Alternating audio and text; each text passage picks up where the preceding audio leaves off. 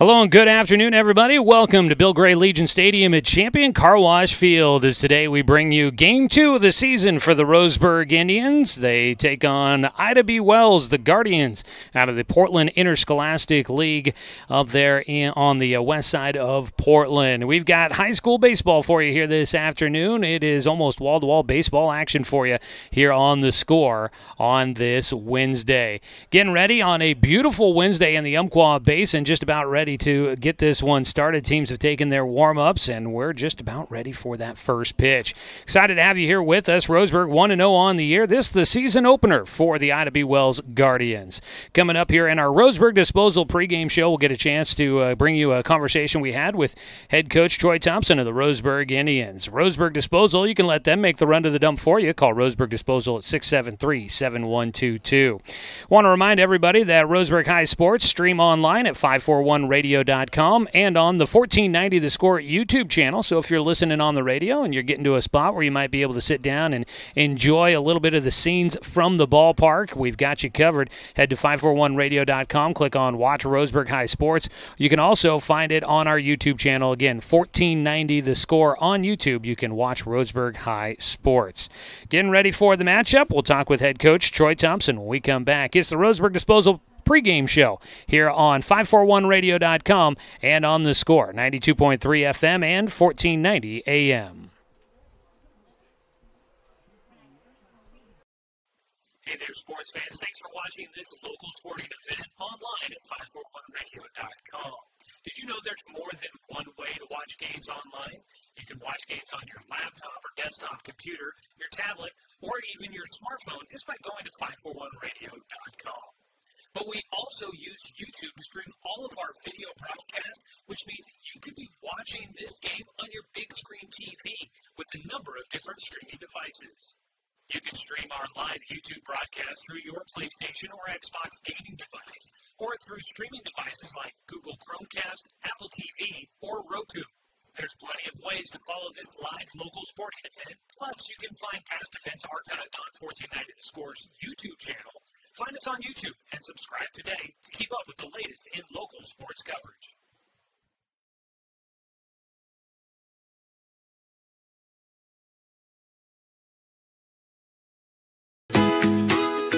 Get ready to satisfy your dessert cravings with Mountain Mike's new mini churros.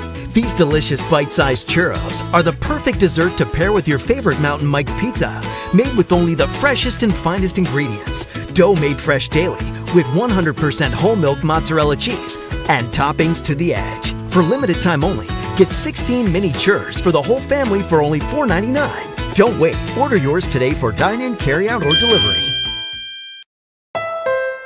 Deciding where to purchase your next vehicle is just as important as the vehicle itself. At Roseburg Honda, our seasoned staff is dedicated to matching you with the right car. From sales to service, our goal is to make sure all of your needs are met, and you leave our dealership feeling good every time you visit. No need to waste your valuable time driving up and down the freeway when the ultimate car buying experience is right here at home. Roseburg Honda. We treat you like family. Back with more of our Roseburg Disposal pregame show here on The Score, 92.3 FM and 1490 AM, streaming with video online at 541radio.com.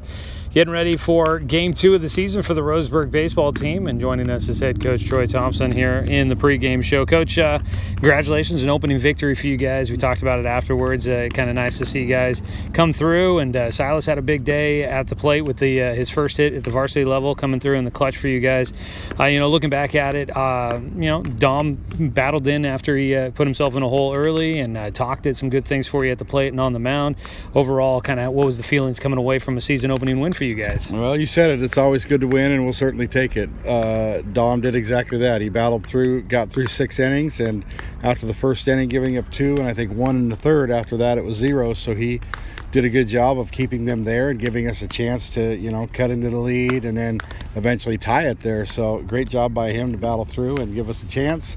And eventually, offensively, we got enough to get it done. So, yeah, a good start and a lot of positives, but at the same time, a lot of things to work on any time of the year, but certainly early in the year like this. So we had a good day yesterday at practice, and look forward to today's game here. And the weather certainly is a little bit different than it was on Monday. Yeah, for sure. It's a little nice. We're not questioning whether or not things get all the way through here today, at least at the moment. I said that jokingly coming in. Let's not jinx ourselves. We talked about it before the season opener that this is an experienced squad that you guys get to bring in here. And did you feel like you saw a squad out there that kind of gets into the season opener and maybe doesn't have those first game jitters, doesn't necessarily have maybe not as much, and maybe is kind of understanding what's to be expected this early in the season of them, since they're a team that's kind of gotten a chance to go through some of this before? I don't know about any of that. I think we're like a lot of teams that we're excited about opening our season. And yes, we returned some players from last year that played in our abbreviated season there. But it's still been a year. It's still been several seasons in between. So it's going to take us some time to kind of find our way and figure out what kind of club we're going to have and what kind of mentality we need to approach this with. So it was a good start. I think we stayed after it for a full 7 innings. And obviously when you walk someone off there in the bottom of the 7th, we played ourselves to that position and fortunately came through when we had to there late in the game. So a great effort by us to stay with it and be resilient and battle and fight through it to put ourselves in a position to win at the end of the game. A game like that ends in a bit of a dramatic and emotional way with a walk-off like that, you let the kids celebrate, it looked like a little bit out there. And even after gathering them together for your post-game talk down the third base line, I heard it erupt again with another bit of a celebration out there. Are you guys, a moment like that, you try to capitalize on something like that to maybe kind of set the tone and build some excitement for what's still to come for this year, even though it's just the first game of the year? Well, absolutely. We're trying to, play well and improve. At the same time, we want to play well enough to win. And when that happens in that dramatic type fashion, like you said, there's nothing wrong with being excited about playing the game and getting a win against a good club. And these guys know how to, do that. It's been a long time coming. Like I said, several seasons in between ours from last spring.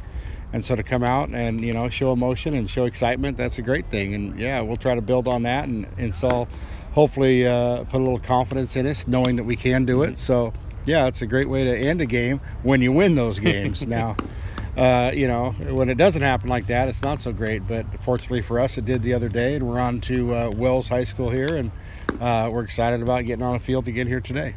Ida B. Wells, the Guardians coming out of the Portland area, the PIL, look like, looking back at their last year, they had a decent season up there, did graduate some players off their team. But how much do you know about them? What can you maybe share about this Ida B. Wells team? Not much. We don't know much about anybody at this point because of last year being what it was and coming into this year. But historically and traditionally, Wells has been a very quality program up in the PIL, run by head coach Mike Clopton there for close to 40 years at least, I think, and they're very successful. A lot of playoff runs, a lot of big games. And in our past, we've met Wilson in the playoffs several times and had a chance to play him in regular season. So always a quality club, always well coached, and I think that continues here today. But yeah, as far as players and who they have and what they have coming back, we don't have a bunch on them, probably like you, but we know we're going to get a chance to play today, and that's all we can focus on right now. All right, Coach, thanks for the time. Thank you. And that is head coach Troy Thompson joining us here in the pregame show as we get ready for first pitch between Roseburg and Ida B. Wells. Ida B. Wells, the former Wilson High School, renamed here after the investigative journalist, educator, and civil rights leader Ida B. Wells, who was alive from 1862 to 1931, renamed here within the last year or two when they went through and did a couple of renamings of some of the high schools up in the Portland area. They make their way down here. They're getting ready to go on quite the trip. They're headed to Arizona for next week's spring break trip. Most teams getting a chance to get into some sort of tournament action over the spring break time away from the classroom. For Roseburg, they're headed out to Central Oregon on their annual trip out to the Pendleton and Bend areas. LeGrand sometimes making that portion of the trip as well. And for the Roseburg boys, they'll be starting in Bend on Saturday, then heading to Pendleton for that tournament Monday through Wednesday. As for Ida B. Wells, they'll be headed to the Coach Bob Invitational in Arizona starting next week. This is the season opener for Ida B. Wells out of the PIL. Last year they went 12-6 and finished second in the PIL. They previously, last year, they started out the season. How about this for you? And we'll see if this carries over to this year. Last year, they did graduate 8 seniors off the roster, so not necessarily the same team that they had a year ago, but they scored 20 or more runs in their first 3 games of the season last year. We'll find out how things go here today. We'll get a chance to take a look at our starting lineups for this one. Roseburg coming off of an emotional 4-3 walk-off win over Sprague on Monday in their season opener. It was a early deficit 2-0 for Roseburg, and they slowly chipped their way back into that game. And then coming up in the bottom of the 7th inning, after pitching a scoreless top of the 7th, Austin Takahashi led off the bottom of the 7th for Roseburg with a triple to left field. Got himself into scoring position. Sprague elected to walk the next 2 batters to load him up with nobody out, and that brought up Silas Kincaid, who was making his first varsity start for Roseburg and was up in a big position. Had not had a hit in the game prior to that, reached on an error in the contest, but hadn't had an official hit. They were playing the infield in, but no matter what, he was going to have the walk-off play for Roseburg. If they had been playing back at normal depth, probably would have just been a sacrifice fly. But with the outfield playing out, it got out there deep enough into the outfield. A base knock to finish it for Silas Kincaid as Roseburg starts out the season 1-0 with a 4-3 walk-off win over Sprague. Roseburg so far the only team out of the Southwest Conference to play a game this year. Do have some games going on for some of the teams around the conference today, but we'll be looking forward to conference play getting started here in a few weeks. Right now, it's non-conference, and we see where things go from here. The officials are waiting on the umpires to make their way out here for the start of today's game. We'll have that here in just a little bit. I want to say that if you are tuning in and catching us on the radio or listening on the 541 radio app, if you're able, you can also tune in and watch us streaming live online at 541radio.com or on the Score YouTube page. Just go to The Score, 1490 The Score on YouTube. Find us there. Subscribe to the channel if you haven't already to follow Roseburg High sports throughout the school year and here through this baseball season. We'll be broadcasting. The plan is to be at every game throughout the rest of the year except for those spring break games coming up next week. So Saturday's game at Bend and then the games that they play in Pendleton in that invitational. We will not be there to cover those games, but after that, when they make their way back and they get back into their regular schedule, we'll be there to cover those games, and we plan to have video coverage of all the games that we are at, and including the radio broadcast side as well. So a lot to get to and cover this season. We're happy to be there bringing it to you, and we hope that you join us whether you're listening on the radio, online, or watching the game on 541radio.com and on the Score YouTube channel.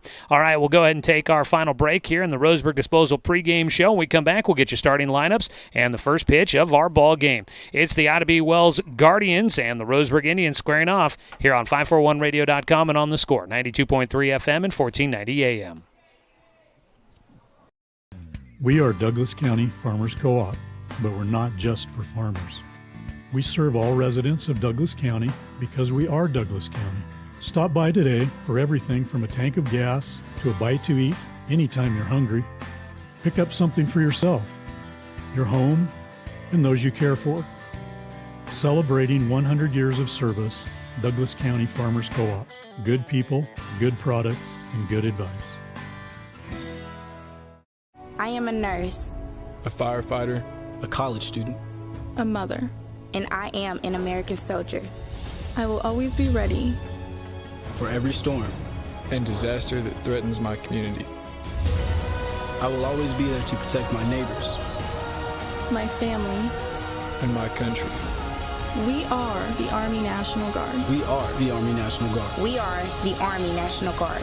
Visit nationalguard.com to learn more about part-time service. The innocence of youth. Is there anything any better? But soon they'll be in high school and facing all the same challenges you faced. How to make friends, how to fit in, how to be cool. We want our children to have everything they'll need to live fulfilling and productive lives. Make sure the kids in your family are among the more than 120,000 participants here in Oregon who take part in high school sports or activities. As a doctor, I kept myself safe from COVID by following all the proper protocols. Then I visited my family, and we all got COVID. I debated getting the vaccine since I gained the COVID antibodies. I changed my mind because I learned the antibodies may not offer full protection. But getting the vaccine after COVID can help prevent you from getting sick again. It also lowers your risk of getting someone else sick. So whether you've already had COVID or you're still unvaccinated, please get the vaccine.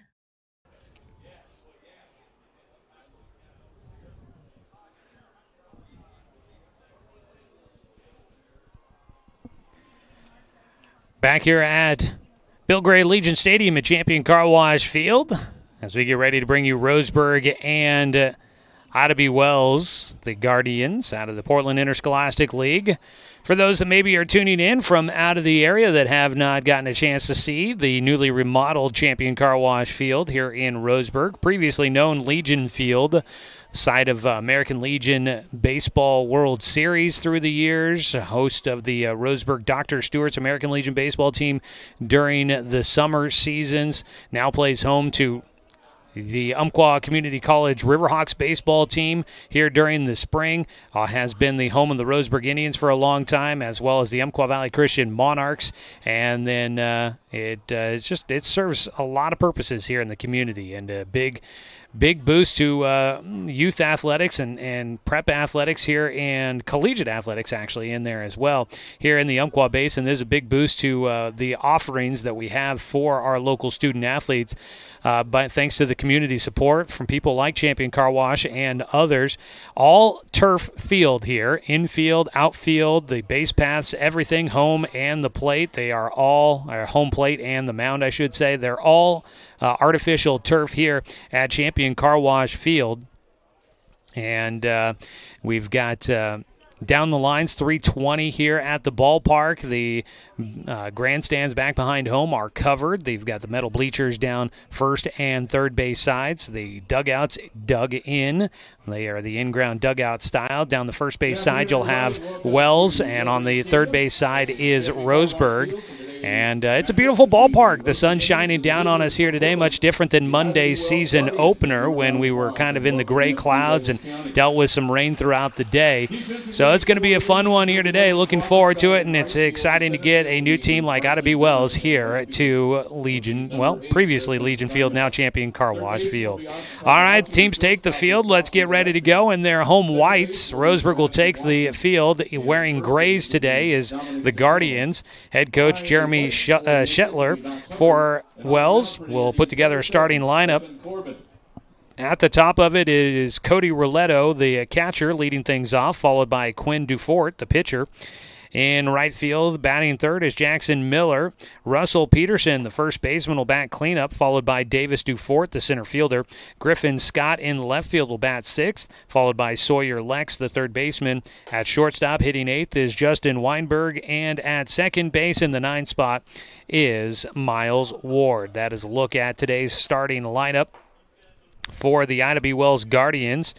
They will face off against Roseburg's Evan Corbin, right-hander, a junior on the mound. He is coming off of a stellar sophomore season where he was named the Southern Oregon Conference pitcher of the year. Last year as a sophomore, 39 innings worked, had 5 starts, pitched in 7 games. We had a 6-0 record with a 1.25 ERA, 30 strikeouts, 7 walks, 2 hit batters, and had a whip of .821. So we are looking forward to some big things out of Evan coming up here in his junior year for Roseburg.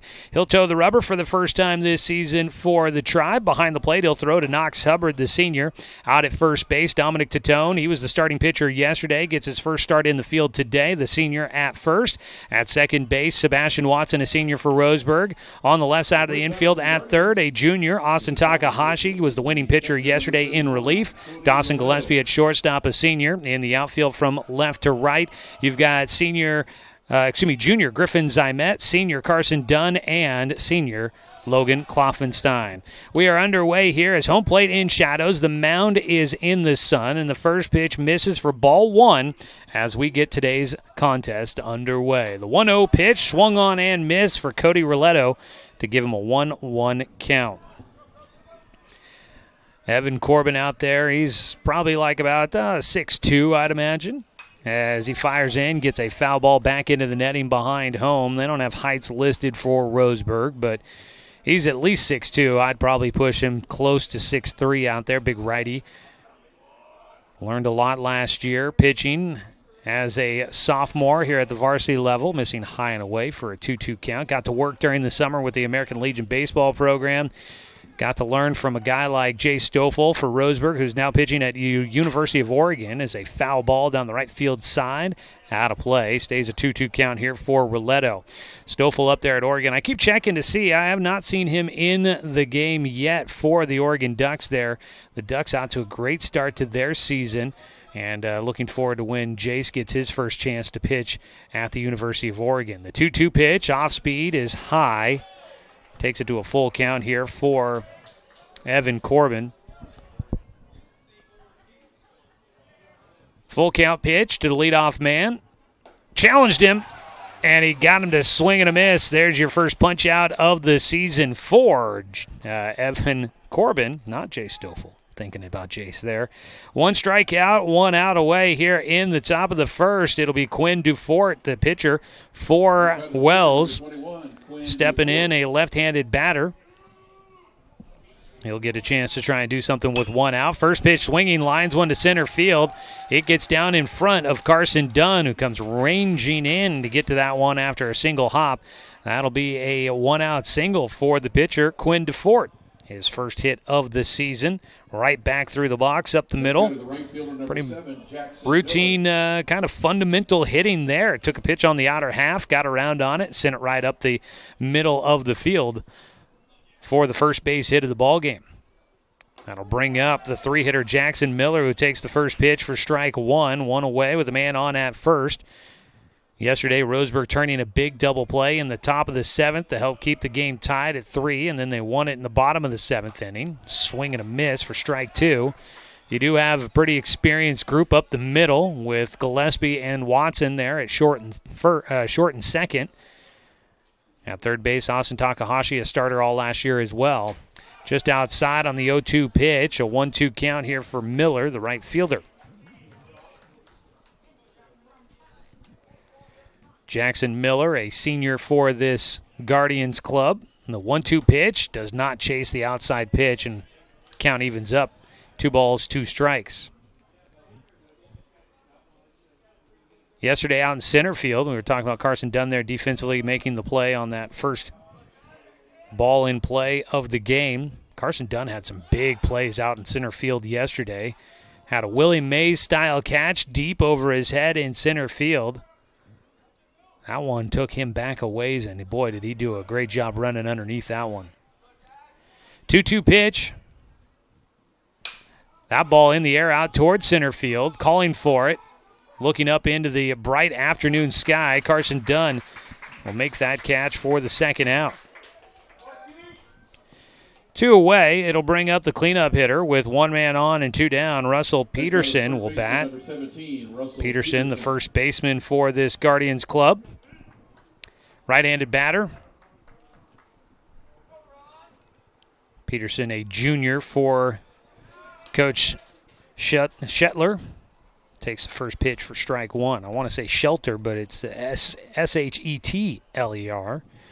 Shetler, the coach for this Guardians club. Runner going, pitch high and inside. Knocks throw down to second.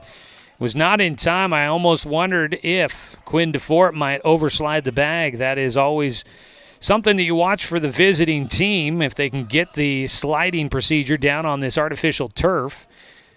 But sliding in and staying there, Quinn Dufort will get in safely to second, and a pickoff throw to second base goes into center field. Nobody covering the bag for Evan Corbin.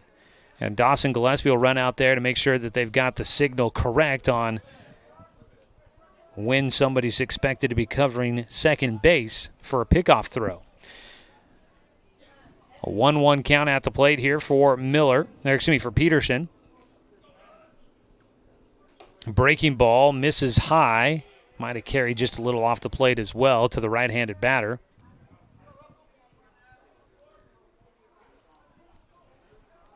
A 2-1 pitch. Fouled back.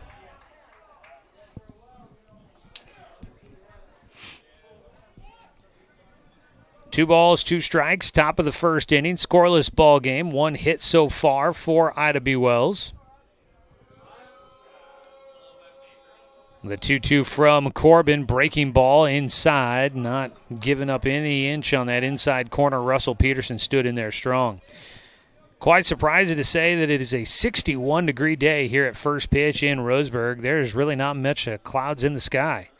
Low and outside on the full count. The pitch is outside, and we've got ball 4. That's the first walk issued for Evan Corbin. First and second for the Guardians with 2 down. The 5-hitter Davis Dufort will bat. 61 degrees, maybe a few wispy clouds off in the distance, but really none overhead. Plenty of blue sky. Low and outside again for Corbin. 1 ball, no strikes here for Dufort. Can't ask for much better weather, especially here early in the season. I'm intrigued to see what Roseburg runs into going into Central Oregon coming up next week. That's always an interesting trip for him. The 1-0 pitch. Fouled away. Corbin will even up the count at 1-1. The runners at first and second.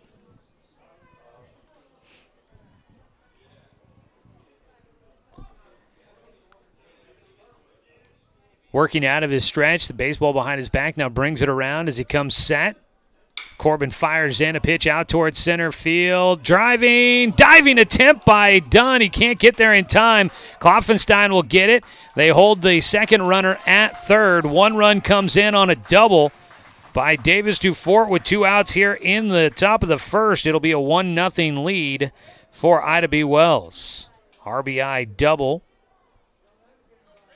Just into shallow center field. Carson Dunn charging in. Couldn't get there in time. Laid out head first. Klopfenstein backing him up. Doesn't allow any extra damage to be done. And 1 run will come in. Runners at second and third as the first pitch misses for ball 1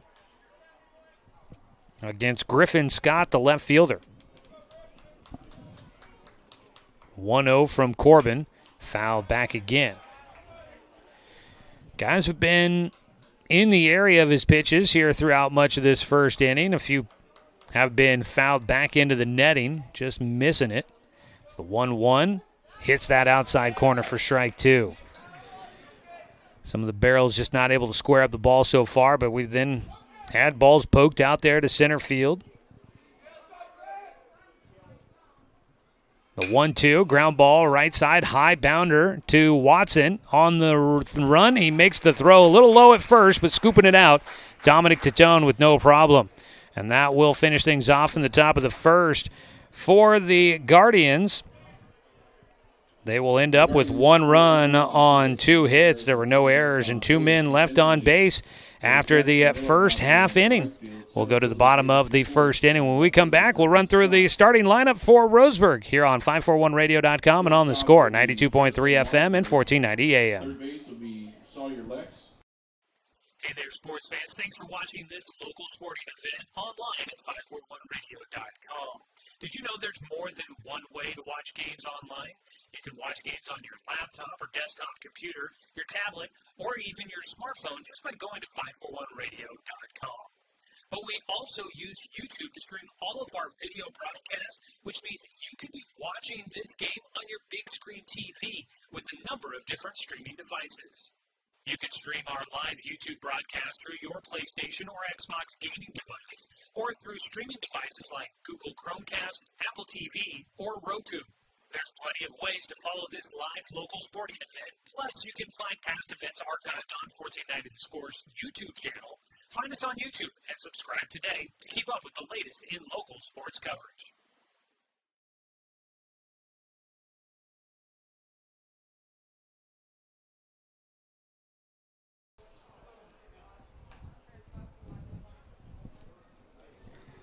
Bottom of the first inning, Roseburg coming up to bat, trailing 1-0 against the Ida B. Wells Guardians.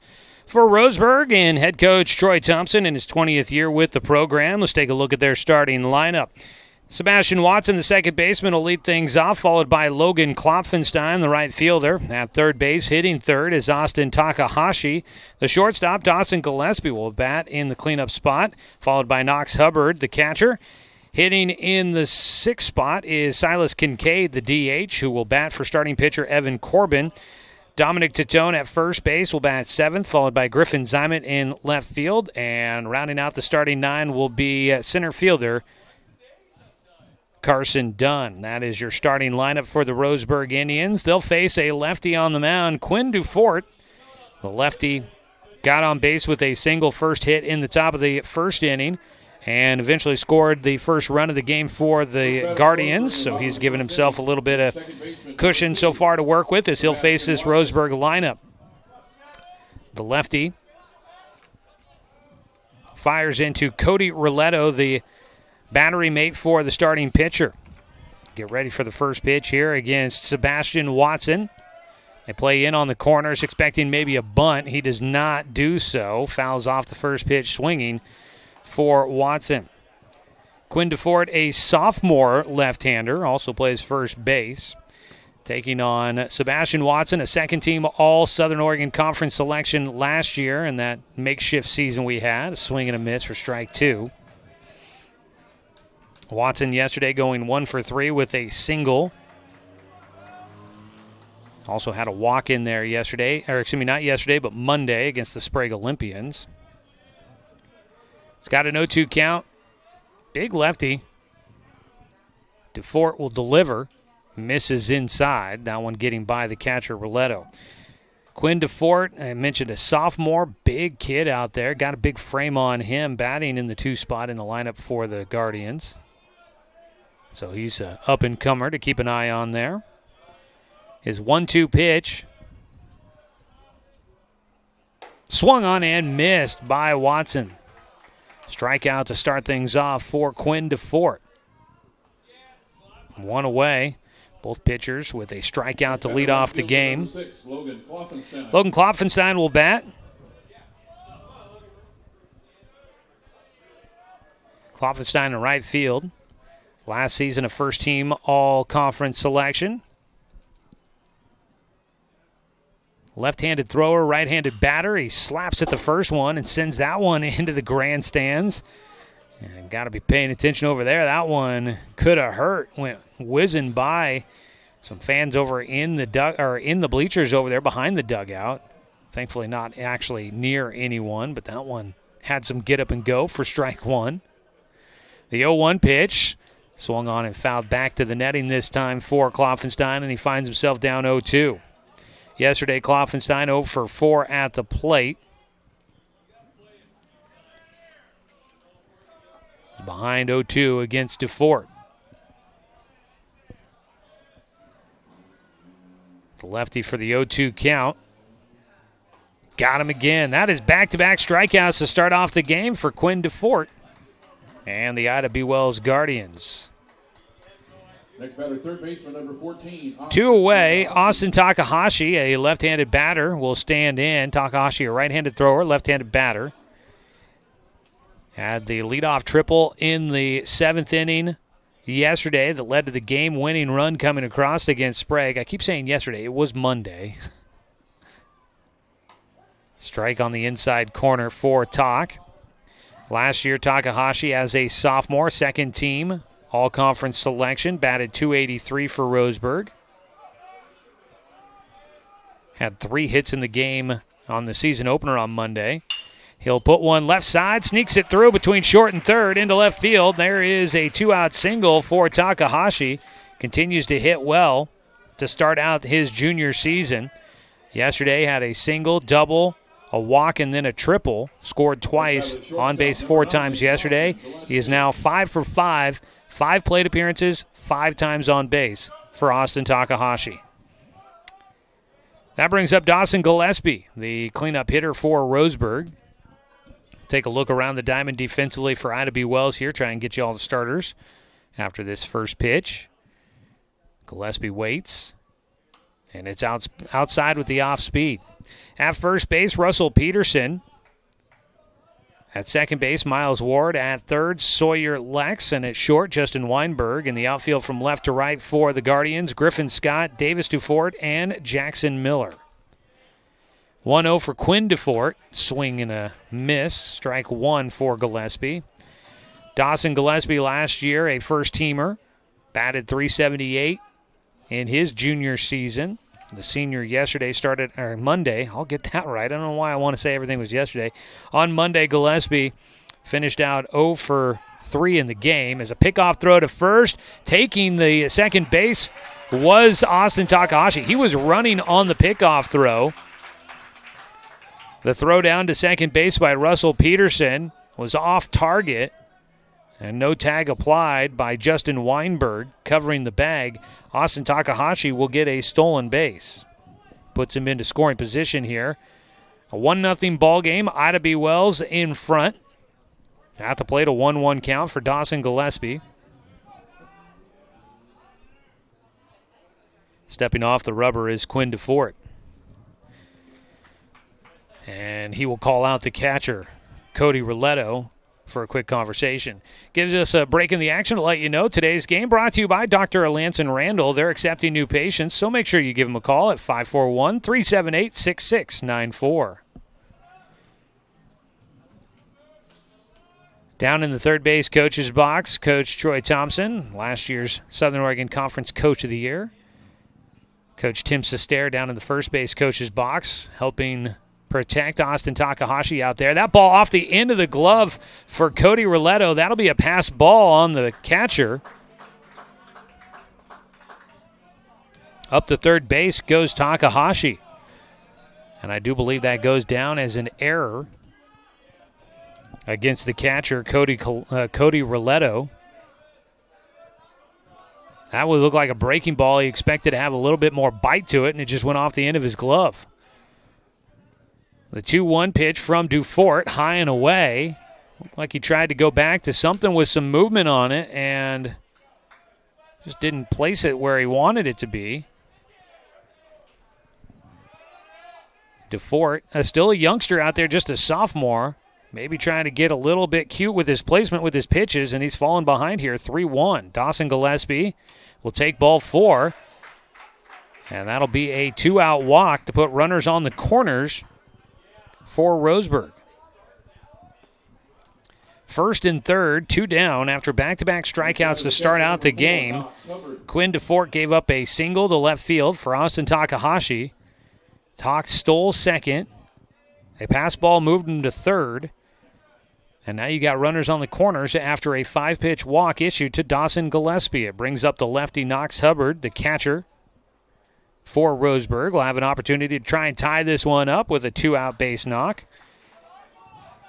Hubbard last year hit .298, was a second-team all-conference selection. 13 RBI for him a year ago.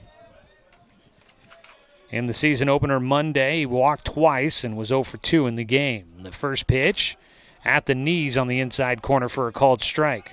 DeFort trying to battle his way back into this one. Gray top, gray trousers, green undershirt, and stirrup socks and caps for the Guardians. The 0-1, runner going. The pitch goes all the way to the backstop. Takahashi doesn't try to take off. Cautious of that ball going into the screen. He didn't want to get caught trying to take home. And that ball ricocheting out nicely to the catcher, Roletto, which probably was a smart idea. That ball did get back to the catcher quickly. A wild pitch this time. That puts Gillespie at second base. 1-1 pitch here from DuFort. Strike. He gets the fastball across on the outside corner. Going back to the bread and butter with that one after some of these breaking ball pitches have gotten away from him here in the later stages of this bottom of the first. A 1-0 lead for Ida B. Wells. Bottom of the first, 2 outs. Runners at second and third for Roseburg. Knox Hubbard at the plate.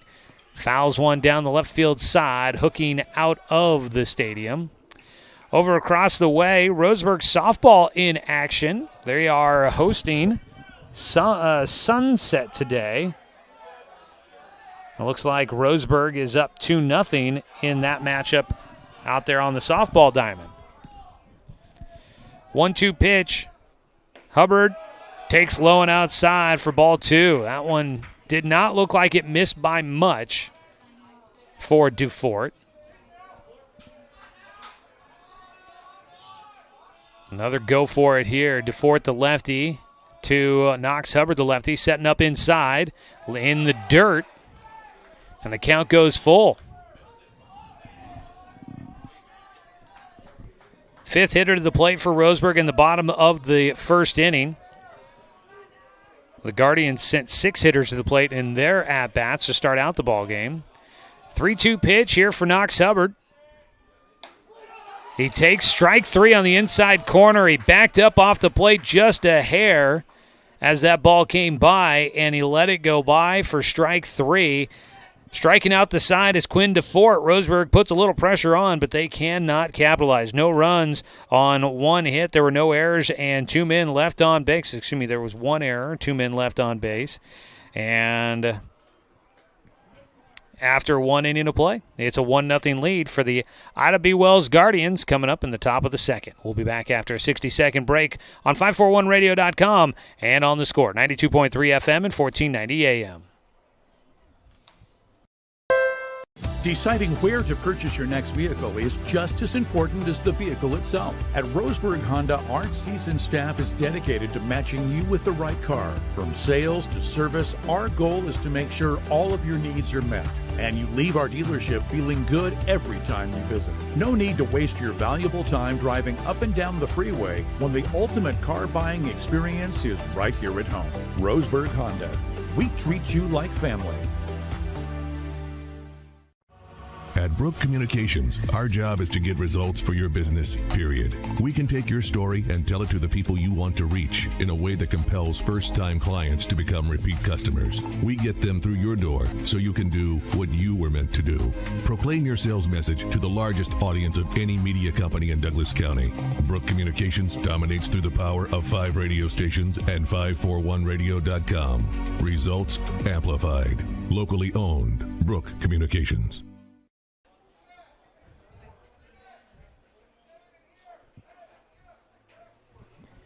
Well, we come back here for the top of the second inning. It'll be the 7, 8, 9 hitters due up for the Guardians. Sawyer Lex will lead things off, facing Evan Corbin. The Guardians leading 1-0 after 1 inning of play.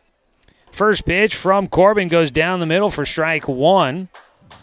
So I was just looking. I was double-checking with the Roseburg Game Changer app, and they don't have an error in there for that pass ball, and now I'm questioning whether or not a pass ball is considered an error or not.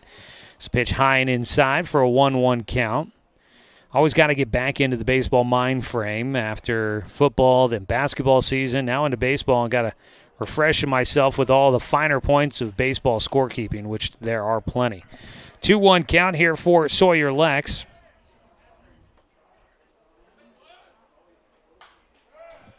Ball fouled away for Lex. Sawyer Lex, the third baseman for this Guardians club. A sophomore for them. They got a few youngsters in the lineup. He goes after a pitch high. Belts it into the air out towards center field, calling for it and calling off left fielder Griffin Zymet. That is Carson Dunn who will make the catch and left center field for out number 1. 1 down. Let's go ahead and pause 10 seconds for station identification. This is Roseburg Baseball on the Score.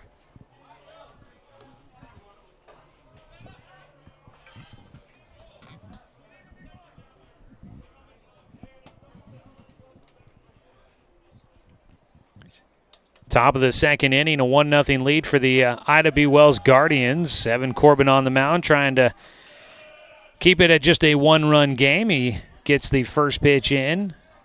Actually, a 1-1 count after the strike called on that second pitch of the at-bat.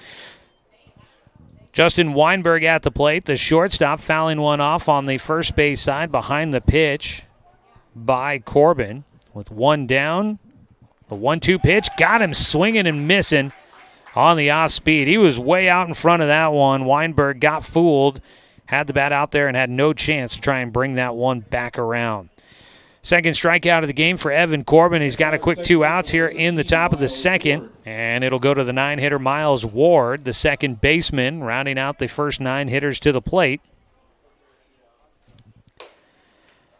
Missing inside, Evan Corbin will fall behind 1-0 against Ward.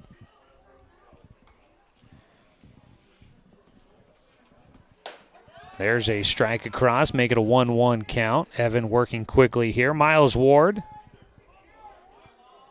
a senior for the Guardians. Takes high, and that pitch up near the eyeballs.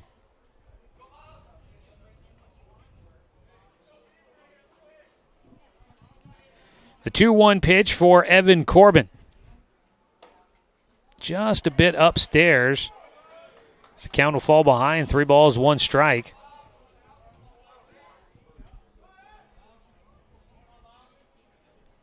The 3-1. He misses again. Got ahead early and then comes back and walks him to move it back to the top of the order. Not ideal there for Corbin, but with 2 outs, he'll have a chance to try and get it here against Cody Roletto, the catcher, 0 for 1 in the game with a strikeout to begin things in the first inning. This is the season opener for Ida B. Wells, so guys getting their first chance to face off against somebody in a different colored jersey that'll officially count against their win-loss record. Strike taken. Ida B. Wells did have a jamboree earlier this week. Out at Lake Oswego, got a chance to face a few teams there, but of course none of those counters, so kind of exhibition matchups that allow them to work through some things, let guys see a live arm, but nothing that counts against their win-loss record. Roseburg 1-0 already on the season. The 0-1 pitch, breaking ball, misses too far inside against Cody Roletto. Right now it's the DeForts on this lineup that have done the damage for the Guardians. There's a ball in the air. Fighting the sun, Logan Kloffenstein trying to track that one down in foul territory. It goes into the bullpen for the Guardians down the right field side. Lands out of play harmlessly for strike 2 here against Roletto. Quinn DeFort, the pitcher, had the single with 1 out in the first inning. Came around to score on Davis DeFort's double in that first. The 1-2, runner going, and the pitch just misses outside on the strike 2 pitch there. Corbin couldn't get the punch out. The runner easily gets to second base. Miles Ward into scoring position now with the steal.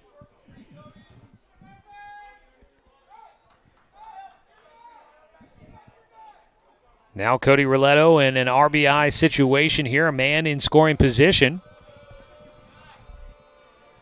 Corbin's 2-2. Slapped right side. It will find its way into right field. Kloffenstein up with it. They're going to send the runner to the plate. The throw with plenty of time, but dropping the baseball was Knox Hubbard. He couldn't field it cleanly, and the runner will score. Miles Ward comes in from second on a single by Cody Roletto. Out to second, Roletto went after Knox Hubbard couldn't find the baseball right underneath him at first, so he advanced to second on the throw. Miles Ward comes in to score to make it 2-0 Ida B. Wells.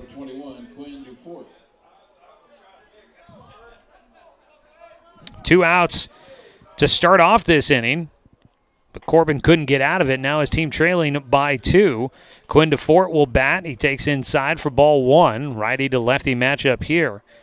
Cody Roletto, he didn't hit it hard, didn't necessarily square it up, but he found a way through the right side of the infield.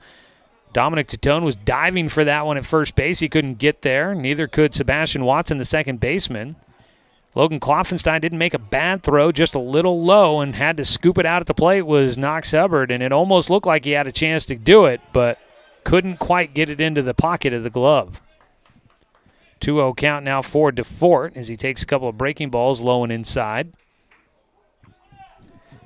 The throw beat Miles Ward by a mile. That ball was up a foot, and Hubbard had no problem catching it. That's an out. That's the final out of the inning. No problem right there. Ball fouled off by DeFort. Gives him a 2-1 count with 2 away and a man at second base again. So far, 3 hits in the ball game.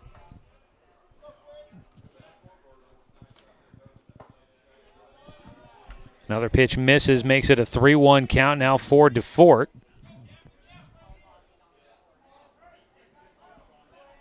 Two runs, 3 hits, no errors in the game for the Guardians. Check swing, roller down third base side. Takahashi bobbled for a moment, throws to first in time to retire Quinn DeFort. It had to be there, perfect. just the slightest hesitation trying to get the ball out of the glove for Austin Takahashi. But the all-conference selection at third, able to make the play, and that retires the side. Top of the second inning, 1 run on 1 hit. There were no Roseburg errors and 1 man left on base for Ida B. Wells. It's a 2-0 lead for the Guardians. Back with the bottom of the second here on 541radio.com and on the Score, 92.3 FM and 1490 AM. Get ready to satisfy your dessert cravings with Mountain Mike's new mini churros. These delicious bite-sized churros are the perfect dessert to pair with your favorite Mountain Mike's pizza, made with only the freshest and finest ingredients, dough made fresh daily with 100% whole milk mozzarella cheese, and toppings to the edge. For limited time only, get 16 mini churros for the whole family for only $4.99. Don't wait. Order yours today for dine-in, carry-out, or delivery. I am a nurse. A firefighter. A college student. A mother. And I am an American soldier. I will always be ready. For every storm. And disaster that threatens my community. I will always be there to protect my neighbors. My family. And my country. We are the Army National Guard. We are the Army National Guard. We are the Army National Guard. Visit nationalguard.com to learn more about part-time service.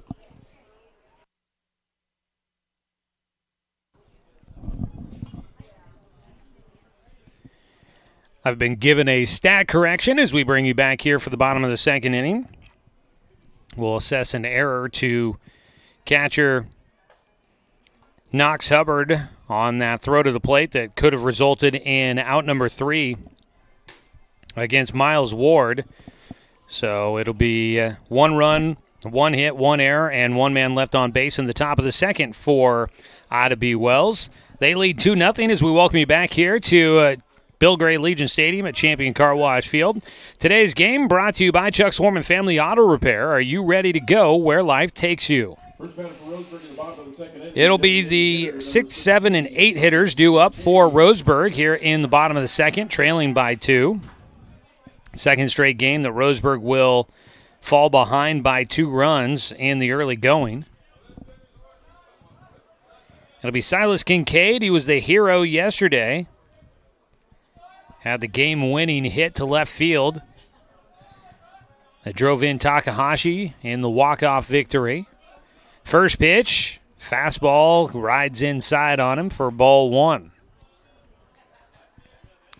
First start of his career at the varsity level for Silas Kincaid. He's in at the DH position again for the second time after Monday's season opener. Swings and misses. Pitch up right around the letters there. Went after that one for strike 1.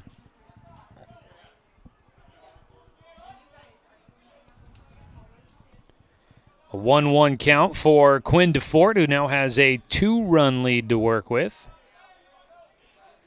The 1-1. That one gets Silas. Offensive lineman during the fall season for Roseburg football. He wears one there and heads on down to first. He'll get on base. For Roseburg, that is their third base runner of the game. A hit by Takahashi and a walk by Dawson Gillespie. Got runners on earlier in the game, and now Silas Kincaid will reach on a hit by pitch. They found every way on base they could. Nobody out. Dominic Titone will bat. The first baseman was the starting pitcher yesterday. Last season, Dom was a first-team all-conference selection as a pitcher. Went 6 innings, did not factor into the decision. Takahashi got the win as Roseburg rallied back to tie the game in the 6th and then won it in the 7th. Takahashi was the pitcher of record at that point. Dom now at first base today, making his first start in the field. Brief visit out to the mound for, at first it was the catcher, then the coaching staff comes out there for Ida B. Wells. They will now return and get everything squared away here. Dom, a left-handed batter, also a left-handed thrower. Roseburg does a decent job of alternating throughout much of their lineup, right and left. The first pitch, squaring a bunt. Dom takes. The ball goes by the catcher. All the way out to second base will go Silas Kincaid. A pass ball on the catcher, and Kincaid into scoring position. A 1-0 count for Dominic Titone.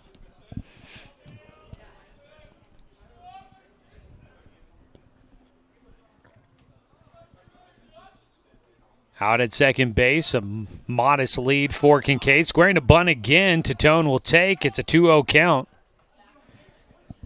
Dominic's a rare guy that he doesn't have a big frame on him, but he does have enough power to get it out of the park. He also is a fairly competent bunter, and as a lefty, he likes to use that to try and find his way on base. They set up outside to him. The 2-0 pitch, he squares again, and DeFort misses for a third time. 3 balls, no strikes. Starting out the game, Quinn DeFort looked real solid, striking out back-to-back hitters. Was looking pretty good in the first, but then as soon as he started getting a little bit of pressure against him, started to get a little shaky with his location. The 3-0 pitch, not shaky there. He fires one in for a strike to keep Dominic Titone at the plate.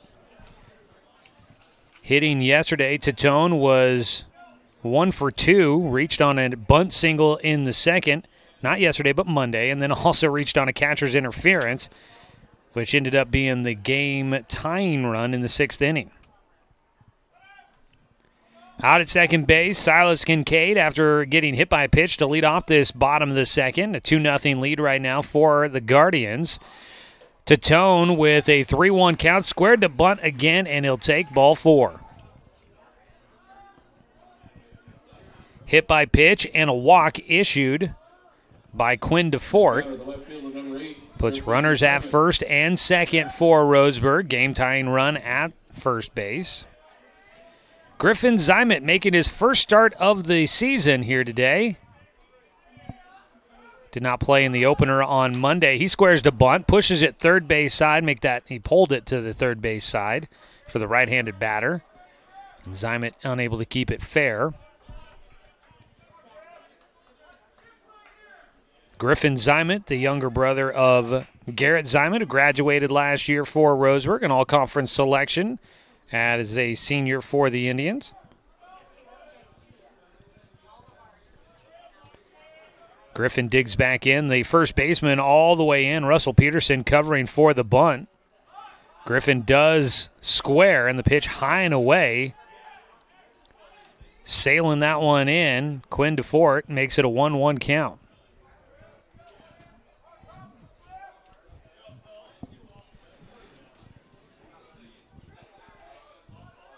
Out at second base, Silas Kincaid. Dominic Titone at first. Zymet bunts. He offered this time, could not make contact.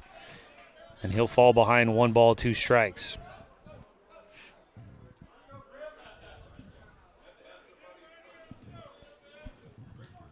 Just heard somebody yell out from the grandstand, "Let's go, Griff." I like that. Griff Zymet at the plate. The 1-2. Takes at the knees for strike 3. Goes down looking. First out here in the second inning for Roseburg. That is strikeout number 4 on the day for Quinn DeFort. It's been feast or famine for him. He's struck out 4. He's walked 2 and hit a batter. He's allowed just 1 hit. So guys are either striking out or getting on base against Quinn DeFort. Squaring the bunt here now, Carson Dunn. He takes low and outside for ball 1. Roseburg trying to make DeFort really think about it out there, and they've been showing that seems to have him a little erratic with his strike zone. Can't quite hit it every time.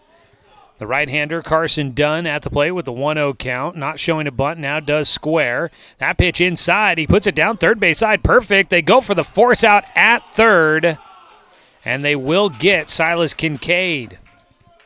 Quinn DeFort comes off the mound, and he's got the good bunt defense there. Goes 1-5 for the putout, 2 away. Carson Dunn reaches first on a fielder's choice. Dominic Titone goes to second.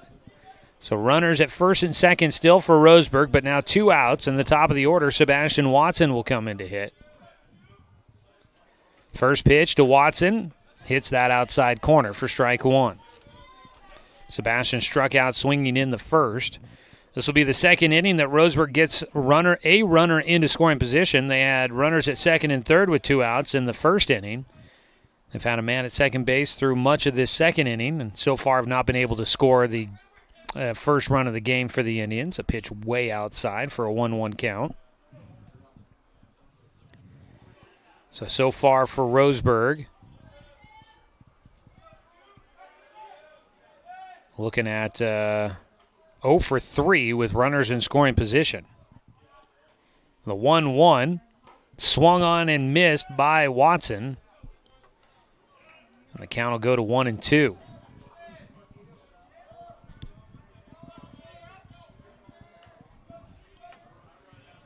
Two down. We're in the bottom of the second inning here. Roseburg trailing 2-0 against Ida B. Wells. The 1-2 pitch. Runner from second going. That ball fouled off. Dominic Titone will have to head back to second base. Carson Dunn was still at first, so it wasn't a double steal.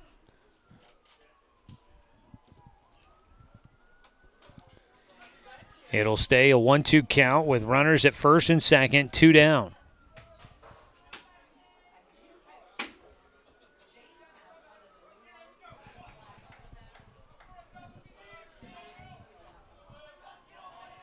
One ball, 2 strikes, 2 down. Sebastian Watson, the second baseman, at the plate for Roseburg. And DeFort will step off here. Coach steps up out of the box. I believe that is Coach Shetler. Steps up out of the dugout to give some defensive adjustments here. The 1-2 and a look back to second base. No throw by Quinn DeFort.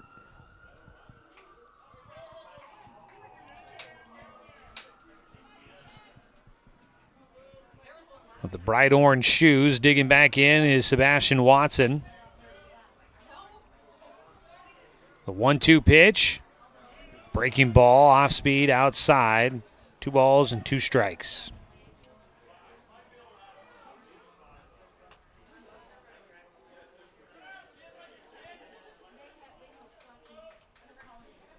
Quinn DeFort trying to get through the second inning with this 2-0 lead intact, trying to pitch out of a man in scoring position again. Is 2-2 delivery for Watson. Outside. The count goes full. With 2 down, the runners will be going. At first base, Russell Peterson playing behind Carson Dunn. Middle infielders playing off a bit. Miles Ward at second, holding on. Dominic Titone just a bit. Runners should be going on the pitch home. Sebastian Watson waits for the full count pitch. A pickoff throw does go to second, and that is what I was kind of wondering about, if you might see a throw to one of the bags. Every pitcher knows that the runners are going to try to get that advantage with the head start on the 3-2 pitch with 2 outs. So maybe try and pick off a guy and get the out there. 3-2 pitch here for Watson. Delivery to the plate. Strike 3 called. It was a drop third strike. Watson, I think, thought it was ball 4, so he was looking ready to head out to first base. He gets a conversation with the umpire to find out where that one was. Well, once again, Roseburg will leave a man in scoring position after a strikeout looking to finish off an inning. 5 strikeouts in the ballgame for Quinn DeFort. His Guardians lead 2-0 against Roseburg here in the second. No runs, no hits. There were no errors for the Guardians, and 2 men left on base for Roseburg. After 2 innings of play, it's a 2-0 lead. Ida B. Wells in front on 541radio.com and on the score, 92.3 FM and 1490 AM. We are Douglas County Farmers Co-op, but we're not just for farmers. We serve all residents of Douglas County because we are Douglas County. Stop by today for everything from a tank of gas to a bite to eat anytime you're hungry. Pick up something for yourself, your home, and those you care for. Celebrating 100 years of service, Douglas County Farmers Co-op. Good people, good products, and good advice. Hey there, sports fans. It's Joey Kieran with The Score, 92.3 FM and 1490 AM. We're bringing you more local sports content as we change up our weekday sports lineup. We've got the Bald-Faced Truth with John Canzano, noon to 3 every weekday. And then from 4 to 6 is the James Crepia Show. More local sports talk here on Douglas County's home for sports, The Score, 92.3 FM and 1490 AM.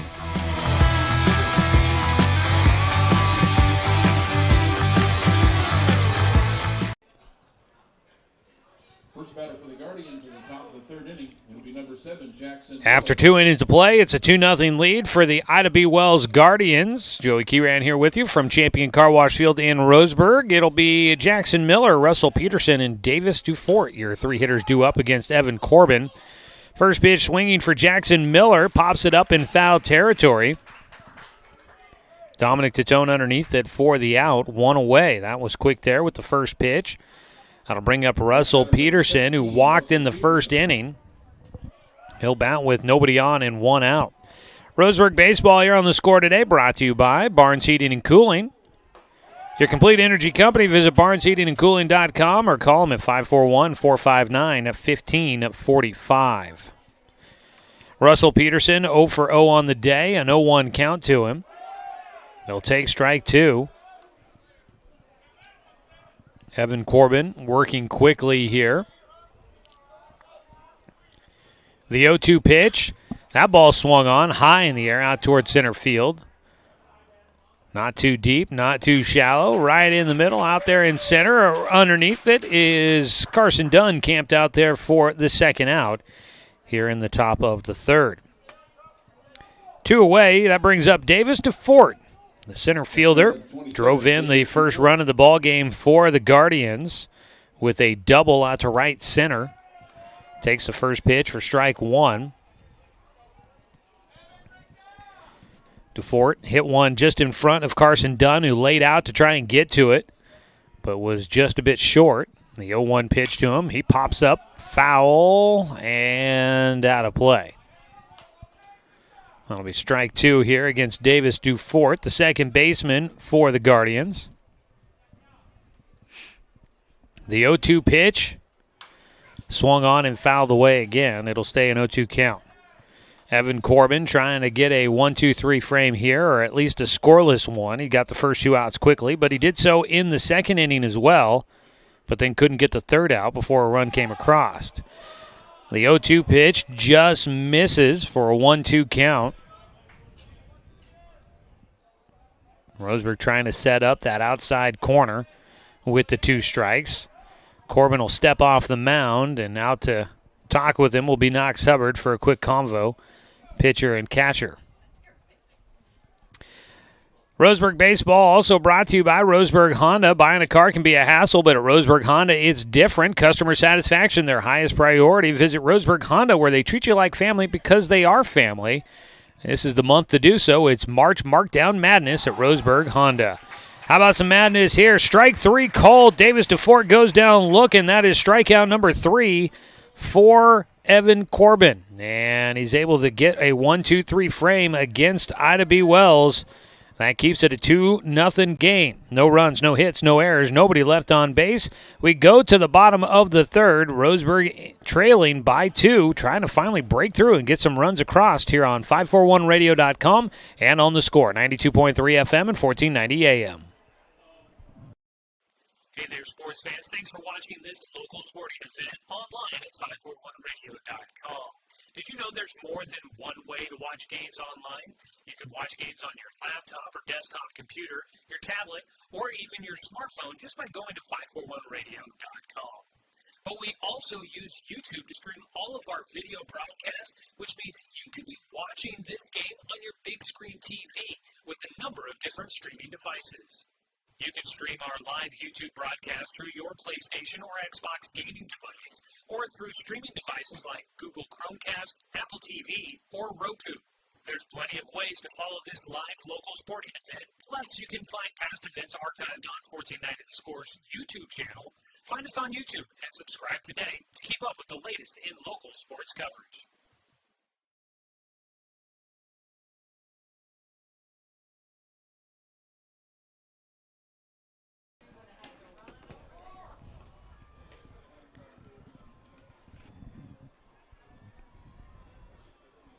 Bottom of the third inning, Roseburg Baseball brought to you by Flyway Travel. You can contact their travel experts for your travel plans, now located at 1445 West Harvard Avenue, or give them a call at 672-5701. I want to let you know that you are running out of time to try and win $500. It is the Score Bracket Madness presented by Roseburg Honda. The tournament starts tomorrow morning, the men's basketball tournament. Get started with the first round game, first of them at 9:15 a.m. You've got until they tip off that first game to get signed up, fill out a bracket, and get a shot at winning $500 as the winner of the Score Bracket Challenge presented by Roseburg Honda. So head to 541radio.com right now to get signed up.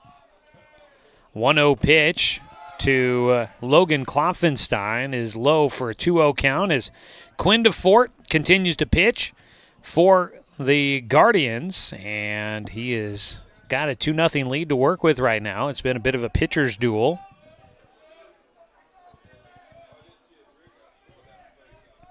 2-0 count. DeFort will miss low for 3 balls, no strikes against Logan Klopfenstein. Klopfenstein 0 for 1 in the game with a strikeout in the first inning. Still looking for the first hit of the year. A 3-0 pitch to him. Takes for strike 1. That pitch at the top of the zone there.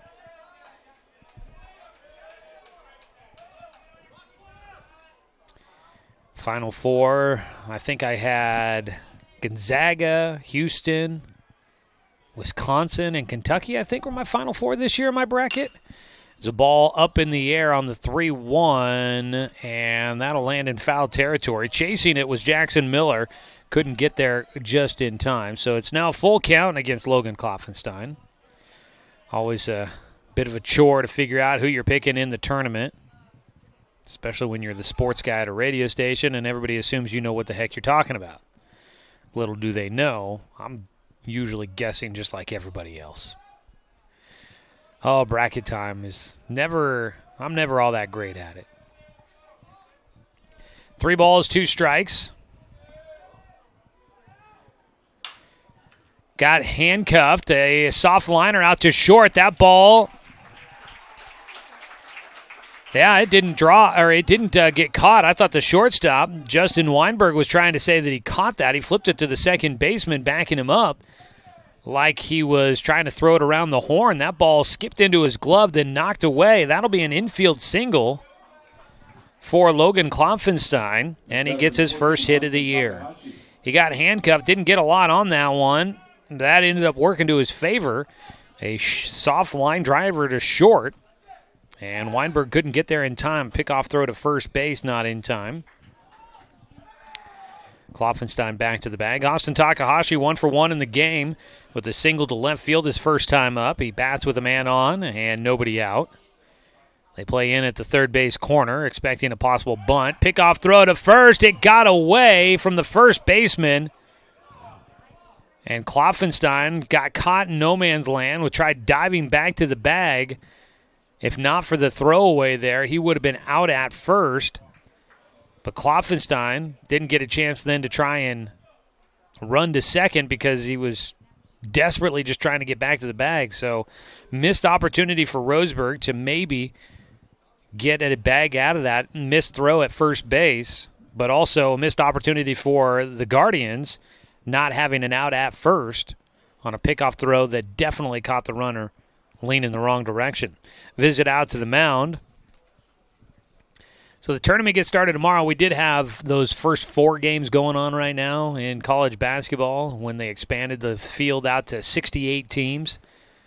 So those are going on, but the bracket challenge doesn't start until the first round games tomorrow. So you've got a few hours still left to go. 9 a.m. tomorrow morning, you want to have your bracket in.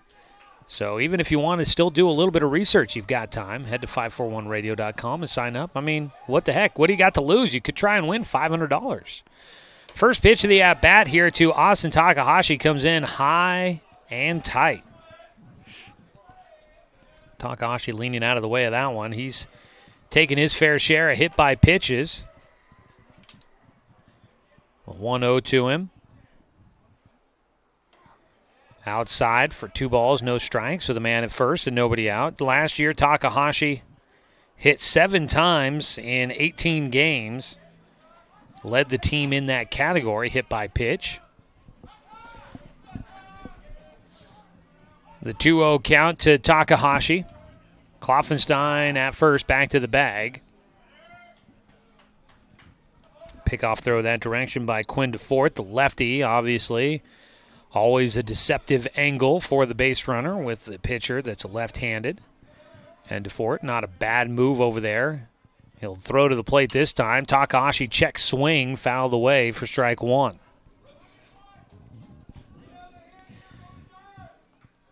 We won't necessarily have live coverage of games here on the radio for you during the NCAA tournament, but stick with CBS Sports Radio and all the sports talk programs. They'll have plenty of coverage for you as games get going. So if you can't sit and watch games starting tomorrow, you can stay tuned to the radio. We'll keep you up to date. 2-1 pitch here for Quinn DeFort. He's given a lot of attention to Logan Kloffenstein. Kloffenstein running now. The pitch outside off the glove for Cody Roletto. The catcher misplays that one, and Kloffenstein into second easily. 3-1 count at the plate for Austin Takahashi. And Roseburg trying to put some pressure on once again. For a third straight inning, they've got a runner in scoring position, and yet they have not been able to score. Pass ball moving Kloffenstein up there.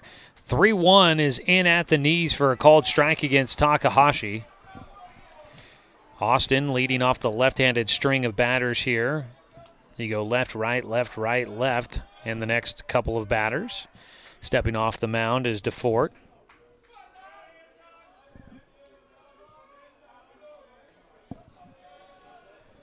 Full count pitch, nobody out. Out at second base, Logan Kloffenstein. Takahashi at the plate, the 3-2. He pulls this one right side up the middle. It gets in for another base hit. Rounding at third is Kloffenstein. He's headed to the plate. The throw off the glove for the catcher into the backstop. Takahashi will make his way all the way up to third, and Roseburg's on the board. Austin Takahashi continues his hot start at the plate as he drives in Roseburg's first run of the ball game. That one up the right side of the infield, right through the middle there, right side of second base. He took second on the throw after the single, and then on the error at home, he takes third base. Scoring is Kloffenstein. And now a visit to home plate. I think we get a call to the pen here for Ida B. Wells. Quinn DeFort looks like will wrap up his day on the mound. And they're moving a new left fielder out there. Taking over in in left field. Actually, I don't think they are leaving DeFort in. So I'm thinking that maybe they bring out a guy and then they can put him in the bullpen to start warming up. It is Daniel Kornblit that takes over in left field defensively for Griffin Scott. First pitch low and outside here to Dawson Gillespie. 1-0 count for Gillespie. The shortstop walked in the first inning.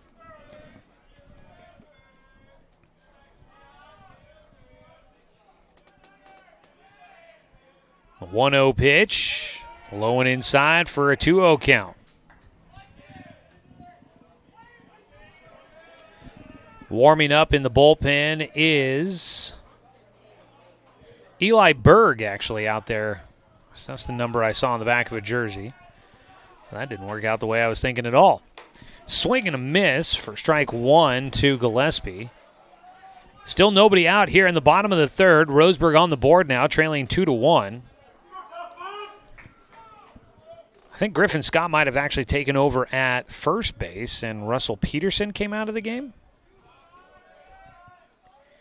2-1 pitch. Low. Just hit the outside corner, but a bit low there. Yeah, Griffin Scott took over at first base.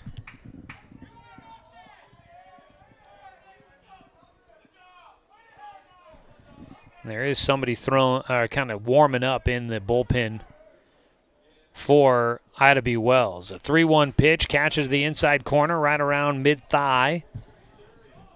Makes it a full count pitch coming up here for Gillespie.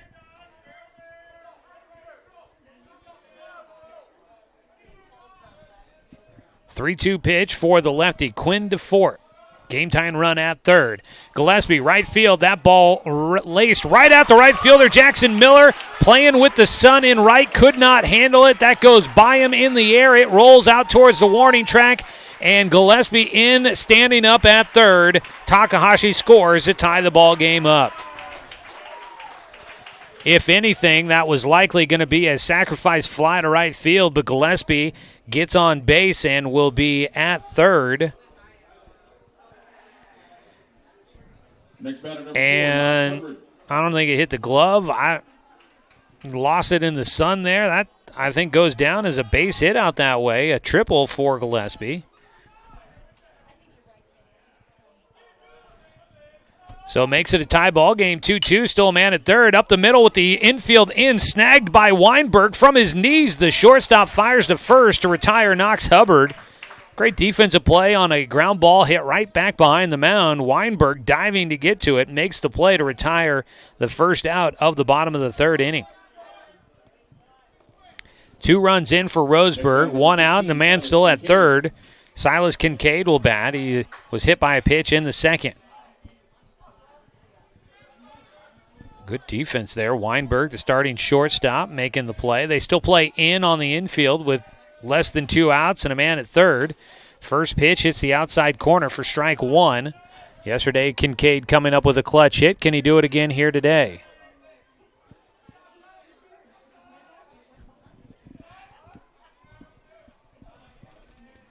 The 0-1 pitch for DeFort.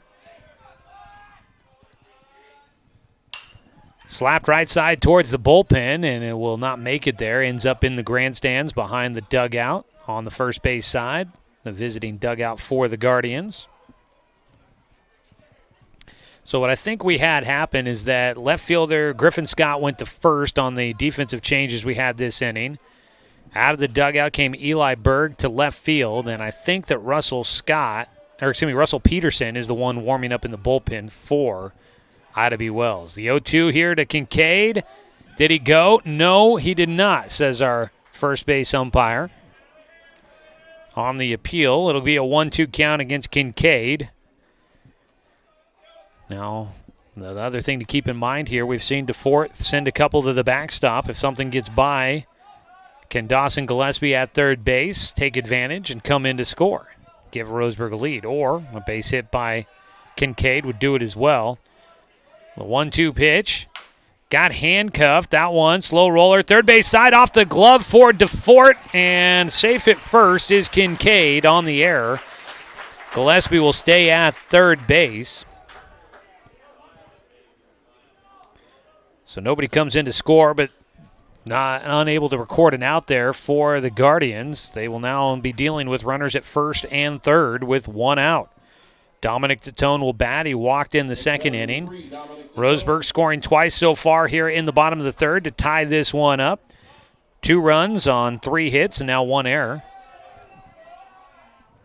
4 hits in the ballgame for Roseburg.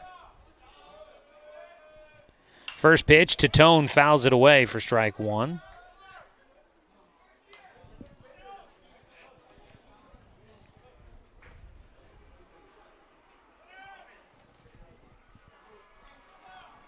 Some cheering coming from the softball diamond out there beyond the left field fence here at Stewart Park.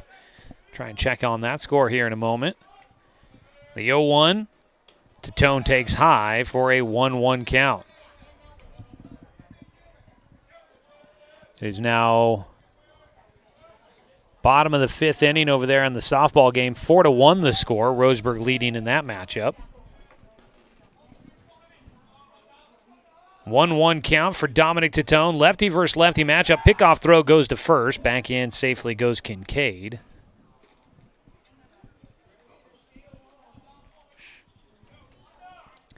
Roseburg leading off this inning. Single, single, triple. The triple by Gillespie. Probably should have been an out, but the sun playing some effects out there in right field on Jackson Miller.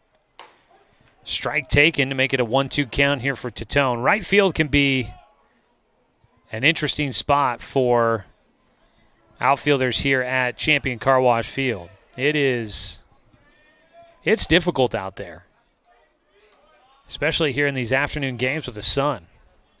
The 1-2, Titone takes outside. 2 balls, 2 strikes.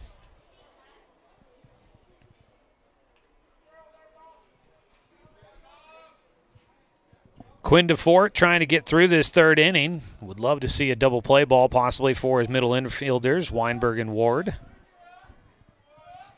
The 2-2. That pitch didn't miss by much. In fact, I think Dominic Titone figured he saw strike 3 go by right there. Full count pitch. Coming up for Dom. Titone. Trying to drive in the go-ahead run. Look for his second hit of the season. Full count to the lefty. There is strike 3. Watches that one go by. It's a strikeout. Second out of the frame. 5th strikeout. Sorry, make that the 6th strikeout for Quinn DeFort. And it is the 3rd straight. Make it 4th straight. Backwards K in the book for Quinn DeFort. First pitch swinging, strike 1 to Griffin Zimet. Griff at the plate in a big spot here, trying to come up clutch for Roseburg. He struck out looking in the second inning with a runner in scoring position. He's got runners at first and third with 2 outs. Swings and misses at the breaking ball for strike 2. So Zimet falls behind 0-2. If DeFort can get out of it here, he at least would go to the dugout here after 3 innings without the possibility of a loss in his pocket. Kincaid takes off. He's in a rundown between first and second. Right now the shortstop running him back to first, heading for the plate. The throw, not in time. Gillespie will score, and Roseburg will take a lead. Kincaid got back in safely to first. And at the plate, Griffin Zimet with an 0-2 count. Going to try to keep the inning alive.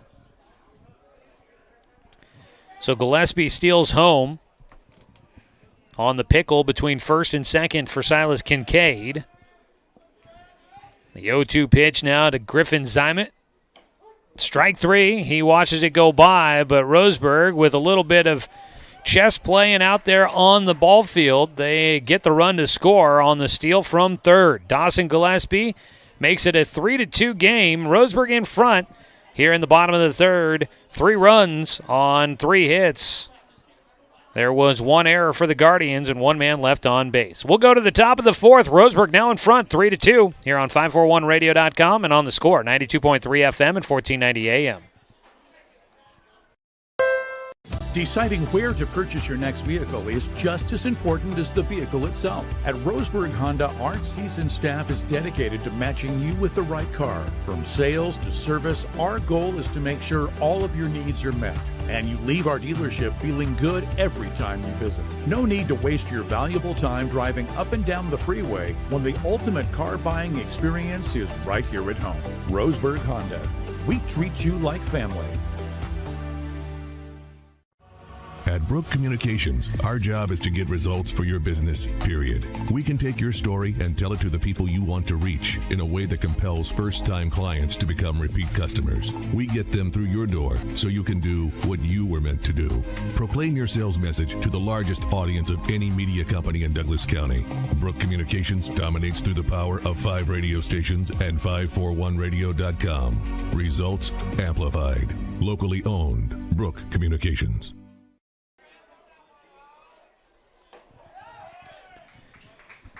Well, now Evan Corbin with a lead to work with after Roseburg scores 3 times in the bottom of the 3rd. Corbin on the mound to face Griffin Scott.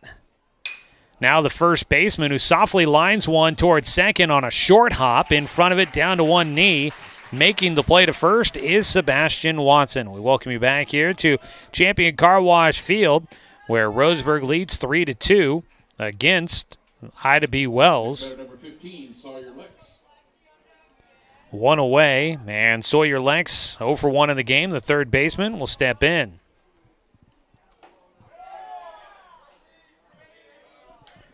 First pitch just misses for ball 1 to Lex. Flew out to center field his last time up. Swings and misses for strike 2. Excuse me, strike 1, a 1-1 count. Just a bit inside with a breaking ball there for Corbin. We'll give him a 2-1 count. Have not seen anybody up and throwing for Roseburg in their bullpen at all today. There's a 2-1 pitch pulled towards shortstop. A bounder over there for Gillespie. Has plenty of time to set and throw across for out number 2. Got the all-turf playing surface here at Champion Car Wash Field. So everything is real nice and smooth out there. I think most infielders would agree they are very appreciative of the smooth and consistent playing surface. That's the first pitch in for ball 1 against Justin Weinberg, the shortstop. He made a great defensive play in the bottom of the third inning there with the infield in, made a diving play and the out at first. That stopped a run from scoring as he takes high for a 2-0 count from Evan Corbin. Corbin has now retired 6 straight batters. Ball fouled away. Strike 1 for Weinberg. Previous playing surface here, a great ball field when it was natural turf, but it did have its intricacies. It's a 2-1 delivery, bounces in. There was a bit of a lip around the infield there. And the edge of the dirt along the outfield was always a little deep. There's a 3-1 pitch. Check swing. Strike 2. Count goes full with 2 outs. Nobody on for Justin Weinberg, who struck out in the second against Evan Corbin. Bounces it in, and that's ball 4. For Corbin, that is his 3rd walk of the ball game. And it breaks his streak of retired batters at 6. And that'll bring out pitching coach Richie Charles. As the 9-hitter comes to the plate, Miles Ward walked and scored a run in the second. That outfield edge of the infield dirt, especially around shortstop, was always a little deep. And Roseburg used to play into that. Same with a lot of teams here that would call this place home. They would play into that and the fact that they knew it was a little deep. They've counted off the steps from home plate on what it should be. They knew it was a little deep, but teams that would visit maybe didn't always know that. And so Roseburg shortstop wouldn't play at the edge of the grass of the outfield. He would play in a little bit further than that. But visiting shortstops might play all the way back, and ground balls take a little longer to get to you, and then you take a little longer to get the ball to first, and maybe that works out on a runner beating out a throw on a ground ball to shortstop here at what used to be Legion Field. But now with the artificial turf, they've kind of corrected that. They did some adjustments. There's a strike taken, a 1-1 count for Miles Ward. At first base, Justin Weinberg after the walk. 2 outs here in the top of the 4th inning. Roseburg leading 3-2 after scoring 3 in the bottom of the 3rd. The 1-1 from Corbin is popped up. That one will get out of play. Strike 2. They moved home plate back a little bit, which made the dimensions a little bit more true. 320 down the lines, and now the distance between home and the backstop are a little bit narrower. It's a pickoff throw to first for Corbin, not in time. So we've seen actually quite a few balls get by, and Roseburg hasn't really been able to score Monday during the season opener, and then again here today as a pickoff throw again. That one close at first. Tag applied by Tatone, but not in time.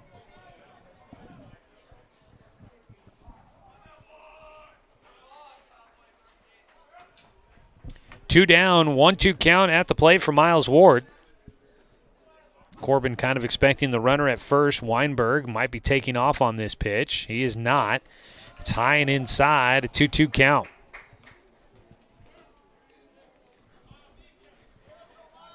If you're watching and you caught game 1 of the season on Monday, things might look a little different for you here today. Is another pickoff throw. That one almost got him leaning the wrong way, but Weinberg back in ahead of the tag. On Monday for the season opener, we saw center field didn't have the blue tarp on it. As a ground ball towards short, charging in, short hop into the glove for Gillespie, and he sends it over to Tatone for the out. 4 batters up, but nobody able to get a hit. No runs, no hits, no errors. 1 man on base with a walk in the top of the 4th. Roseburg leads at 3-2. Coming up in the bottom of the 4th inning, the 891 hitters here on 541radio.com and on the Score, 92.3 FM and 1490 AM.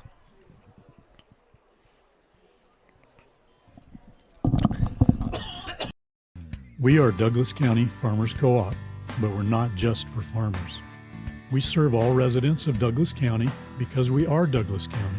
Stop by today for everything from a tank of gas to a bite to eat anytime you're hungry. Pick up something for yourself, your home, and those you care for.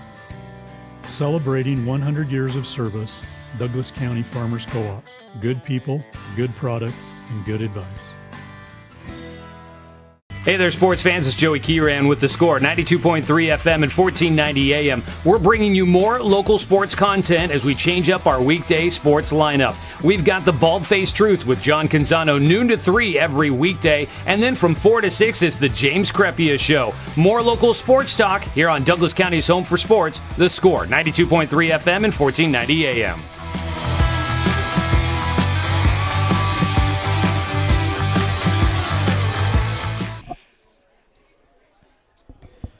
Well, we'll see if we got a voice here anymore. Ooh. I'm actually crying in here with how bad I was. Oh. Things kind of got me there. I'm not sure what choked me up there at the end of that last half inning, but it's good to be back with you. Joey Kieran here in the booth at Champion Car Wash Field. We have had a call to the pin brought to you by, we don't have a sponsor for that at the moment. We go to the bottom of the 4th inning. It is Russell Peterson, as we kind of expected. Russell Peterson was taken out defensively in that 3rd inning to start getting loose in the bullpen, and he'll take over for Quinn DeFort. Peterson, a big righty. DeFort will move to first base. And I'm going to guess that maybe Griffin Scott goes back out into left field. Yep, he does. So Eli Berg is going to be the guy that comes out. They re-enter Russell Peterson for Berg. And Peterson will take over on the mound for Quinn DeFort. And Griffin Scott goes back to left field. Quinn DeFort will go to first base. We'll get you Quinn DeFort's numbers as the starter for Ida B. Wells here in a moment. First pitch swinging for Carson Dunn. He fouls that one off for strike 1. Dunn reaching on a fielder's choice. Attempted a bunt in the 2nd. With runners at 1st and 2nd, they got the out at 3rd, and he got on safely. He takes a pitch high from Russell Peterson for a 1-1 count. Roseburg softball leading 5-1, headed into the bottom of the 6th. Cammie Gibson, a solo home run for Roseburg in that one.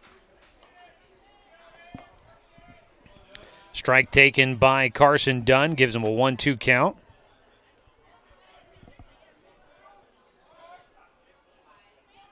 On the mound, Peterson, the righty, fires in a fastball, got him up at the eyeballs for strike 3.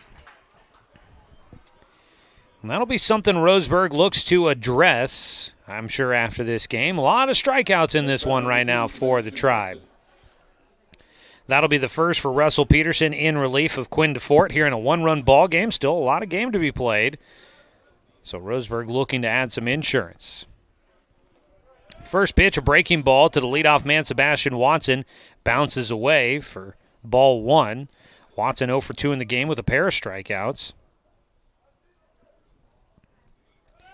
Quinn DeFort, I've got him down for 4 hits and 3 runs in his 3 innings of work. As another pitch misses for Watson, a 2-0 count.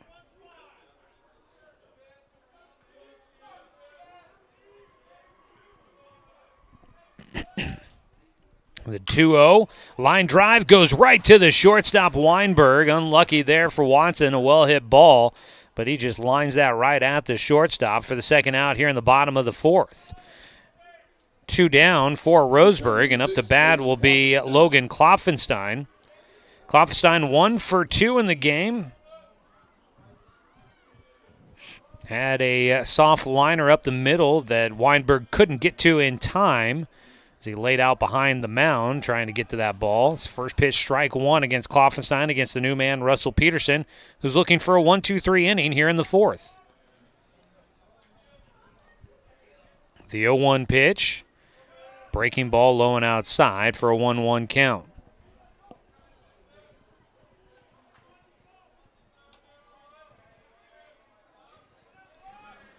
The 1-1. Fouled away for strike 2.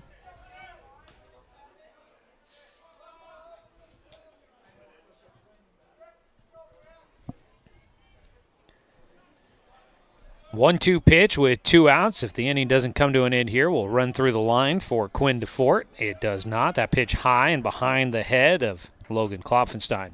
Quinn DeFort, 3 innings worked. Gave up 4 hits. Had 2 walks, 7 strikeouts. Gave up 3 runs. It's a line drive up the middle for Klopfenstein. Back-to-back singles for him. This time he squares one up a little bit better than the last time. Sends it right back up the middle into center field for a 2-out single. And Klopfenstein, after going hitless in the season opener on Monday, has a 2-for-3 game going here with a pair of singles. Puts a man on at first for Roseburg with 2 down. Austin Takahashi, who has been on fire to start out the year, will step in next. Takes high and away for ball 1. Takahashi is 5 for 5 on the year with 3 singles, a double, a triple, 1 walk, 2 runs scored. Make it 3 runs scored. So he takes high for a 2-0 count. Takahashi with his first RBI of the season here in this game, driving in the first run of the game for Roseburg in the third. 2 balls, no strikes, and a time taken. Out to the mound will go Cody Roletto, the catcher.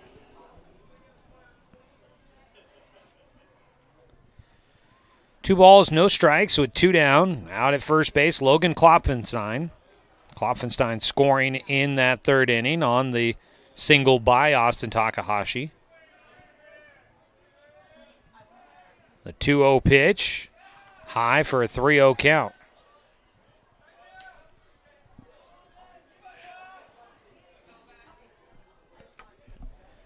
Three balls, no strikes. And there's one across against Talk to keep the at-bat alive for Russell Peterson.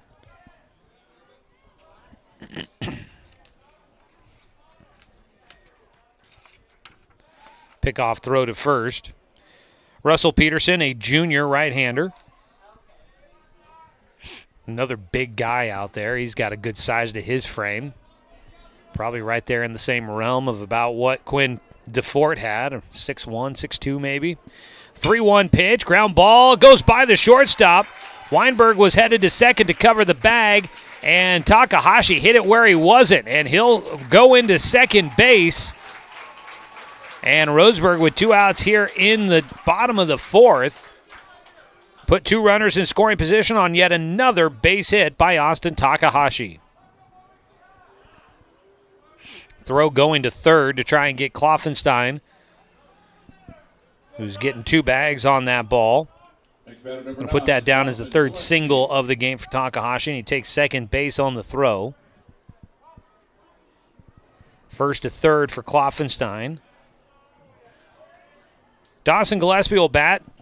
Nope. He will take an intentional walk. That'll be the second time that's happened for him in his many games, was intentionally walked in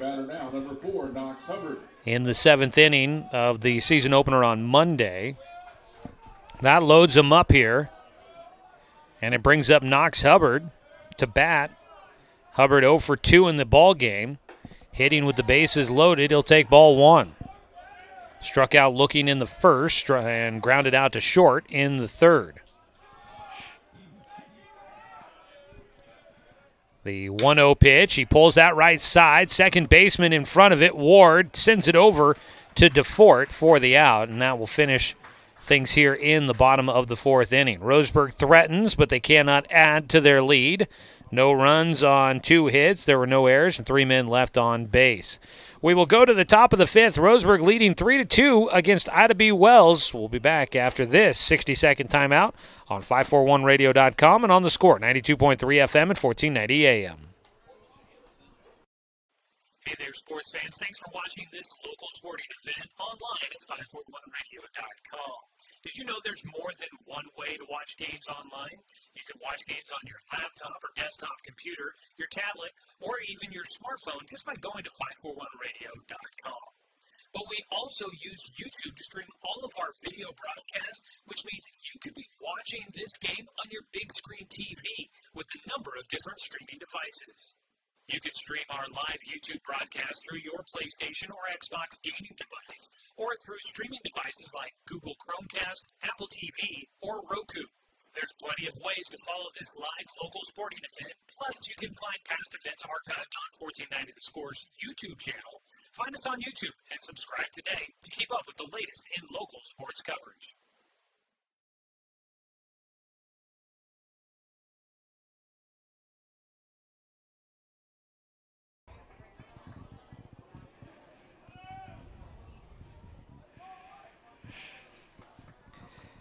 Oh, we're back here at Champion Car Wash Field. It's Roseburg leading 3-2 against the Ida B. Wells Guardians, leading things off. It is a new man at the plate taking the leadoff spot. The 0-1 pitch, swinging, grounds one to second base and thrown out. He was up there so quickly that didn't get a chance to get his name. Cam Hammer, freshman, getting a chance to come in and get an at-bat. So Hammer grounds out 4-3. 1 away. Still on the mound, Evan Corbin throwing for Roseburg. Quinn DeFort at the dish. Now the first baseman on hook for a loss unless the Guardians can rally back in this one. He takes a strike for a 1-1 count on the day. 1 for 2 at the plate for DeFort. Roseburg baseball brought to you by Fisher's Hearth and Home. Ground ball right side, gets in for a second hit of the day for DeFort. The sophomore, looking like a pretty talented baseball player there at the plate, gets himself on with 1 out. Fisher's Hearth and Home, serving Douglas County for over 30 years with the largest selection of wood, gas, pellet, and electric stoves and fireplaces in the area. 1 on, 1 out. Jackson Miller at the plate. Lines one just over the outstretched arm of second baseman Sebastian Watson. He couldn't quite get there. And that'll be a base hit for Miller, his first of the ball game.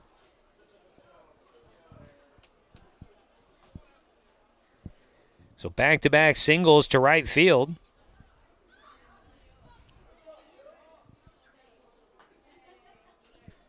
Miller on at first, DeFort at second, and here comes a visit out to the mound for Roseburg pitching coach Richie Charles. They bring in the entire infield.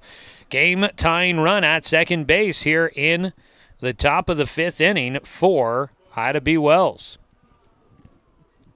Want to welcome in everybody that might be tuning in from the Portland area that might be joining us for the broadcast. I'm glad you guys found it. And we'll get a chance to watch the team while they're on the road. They're getting ready to head to Arizona. We'll be playing in the Coach Bob Invitational in Arizona starting next week.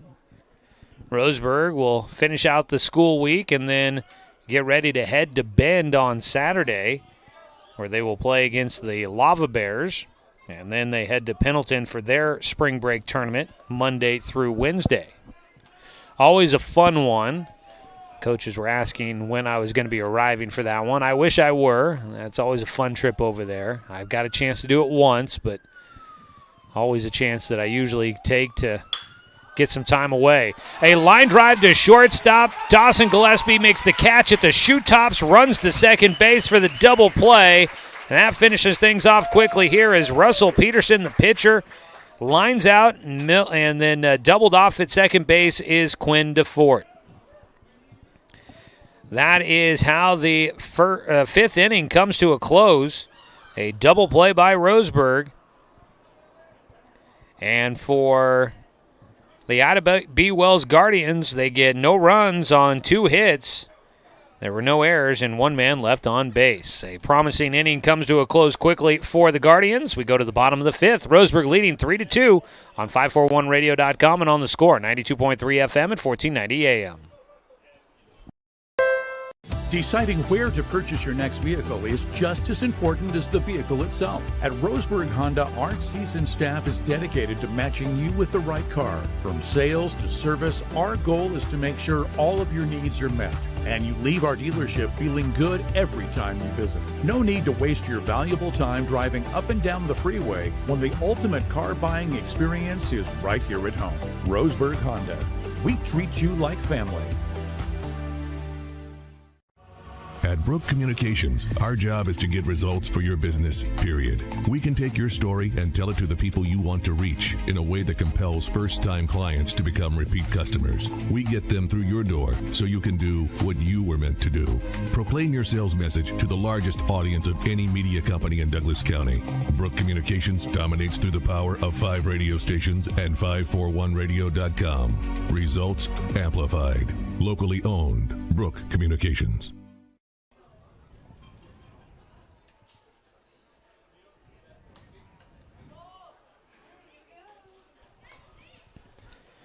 Back here at Champion Car Wash Field, it'll be Roseburg, Silas Kincaid, Dominic Tatone, and Griffin Zimet due up in the bottom of the 5th in a 1-run ball game. 3-2 our score in favor of the Indians.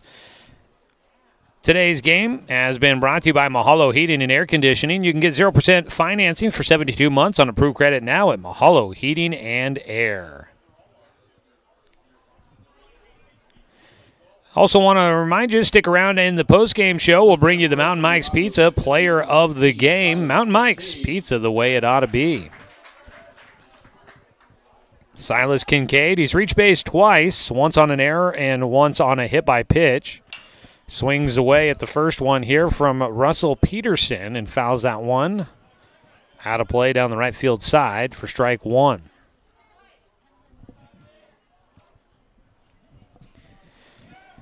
So Russell Peterson takes over for Quinn DeFort. Roseburg has a little bit of action in their bullpen.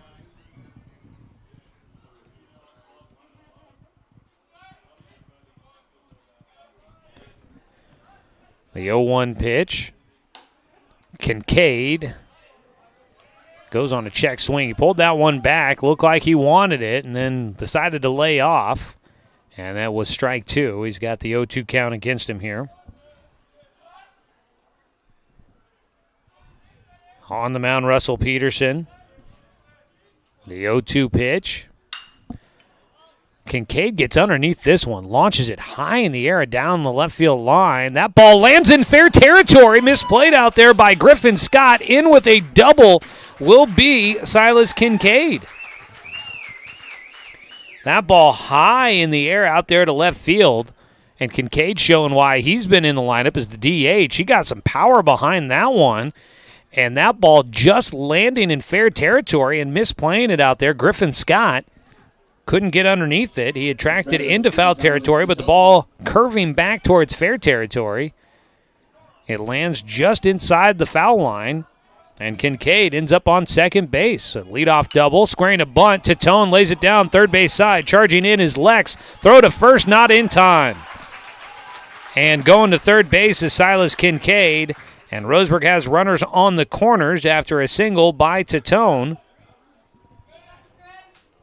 Lays that one down perfectly, halfway down that third base line, just in fair territory. And the only play for Sawyer Lex to make was to go to first with it. So runners on the corners, nobody out, and that brings up Griff Zimet, the junior left fielder. Looking for his first hit of the game. A pickoff throw to first. Back in safely goes Tatone.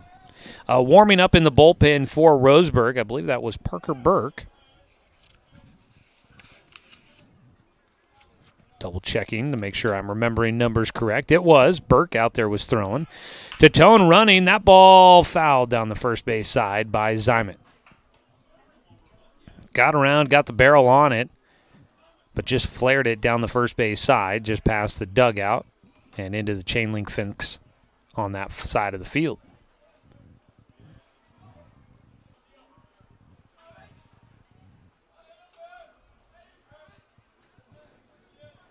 Oh-1 delivery, another pickoff throw to first by Peterson. Talked about it on Monday with Sprague here. You got to be careful with those pickoff throws to first. If the ball gets by, there is a lot of room for that ball to roll behind first base. Is another pickoff throw that direction. If something gets by, for the most part, runners are getting 90 feet out of it.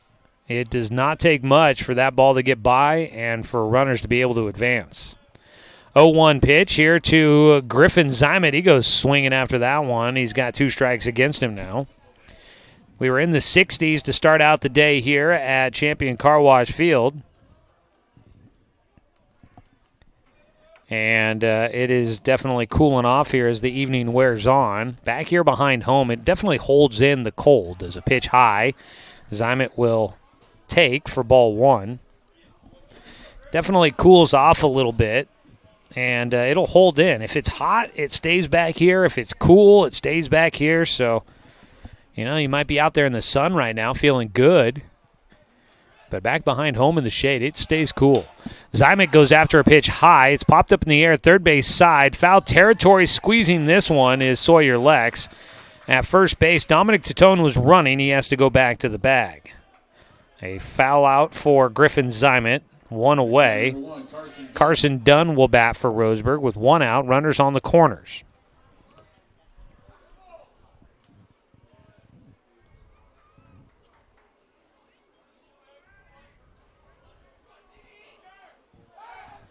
First movement of the at-bat here for Carson Dunn, the 9-hitter. 0 for 2 in the game. It was a pickoff throw over to first. Back in safely goes to Tone. Russell Peterson definitely concerned about the possibility of Titone trying to take off on the first and third situation.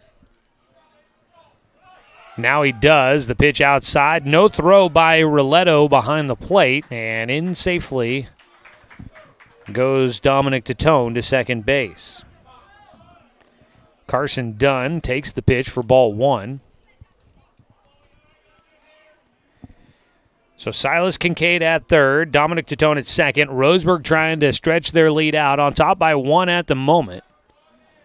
The 1-0 pitch hits that outside corner for the breaking ball.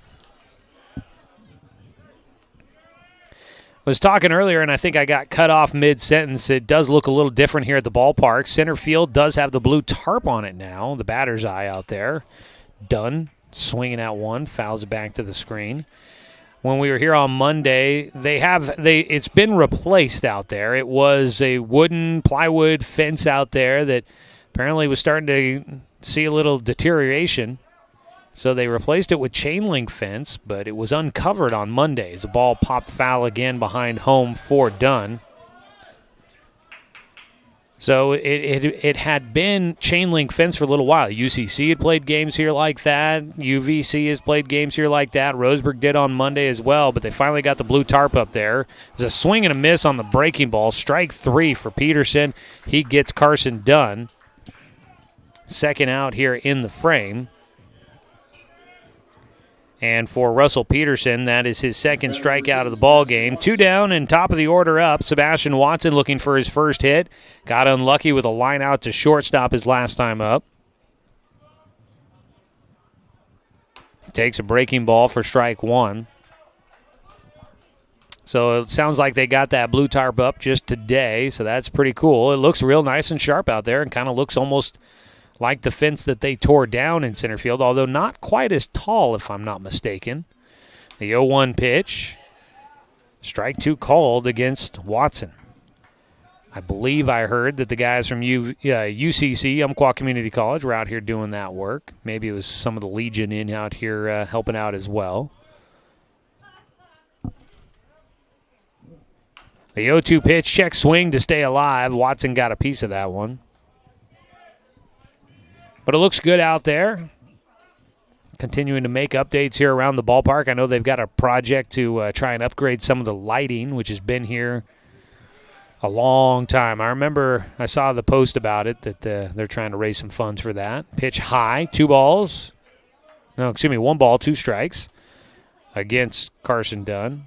And, again, that is Sebastian Watson at the plate. One got back to the top of the order here.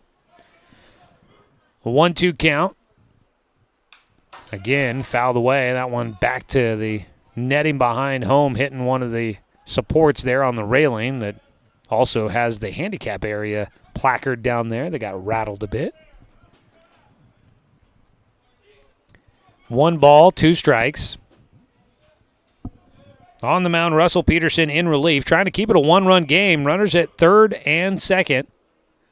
Breaking ball goes all the way to the backstop, but it ricochets back to the catcher quickly. Roletto covering and gets to that baseball just in time to hold Silas Kincaid at third. 2-2 count for Watson. Out at third base, Silas Kincaid. Dominic Titone at second. Roseburg leading 3-2 here in the bottom of the fifth, and Watson will take high, full count.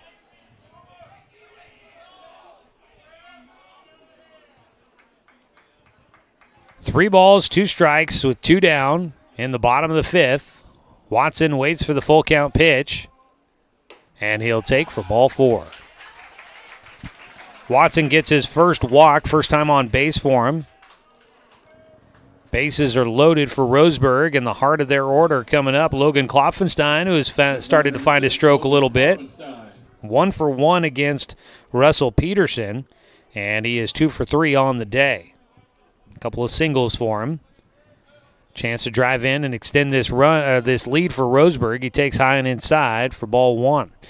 Score update and a final from the softball field. The Roseburg girls a winner today, 8-1 against Sunset. That'll be the first win of the season for Roseburg softball in their home opener. Congratulations to Coach Dave Blevins and the Roseburg girls on getting the win there. Yesterday we saw tennis was in action yesterday. You had the girls tennis team winning against Willamette. You had lacrosse in action yesterday. Both boys and girls were playing. Neither able to get a win, but their season's underway. Good to see the spring sports in full effect here at Roseburg High School. The 1-0 pitch in for a strike, a 1-1 count. Russell Peterson trying to finish it off. Started off with a double down the left field line by Silas Kincaid. Then a single for Dominic Titone. Pitch in the dirt, a 2-1 count. Griffin Zymet flew out in foul territory. Then Carson Dunn struck out. But Watson drawing a 2-out walk to load him up. Watson at first, Titone at second, Kincaid at third. The ball in the air for Klopfenstein, but out of play. And that one will trickle its way to the fence, stays here inside the ballpark facility.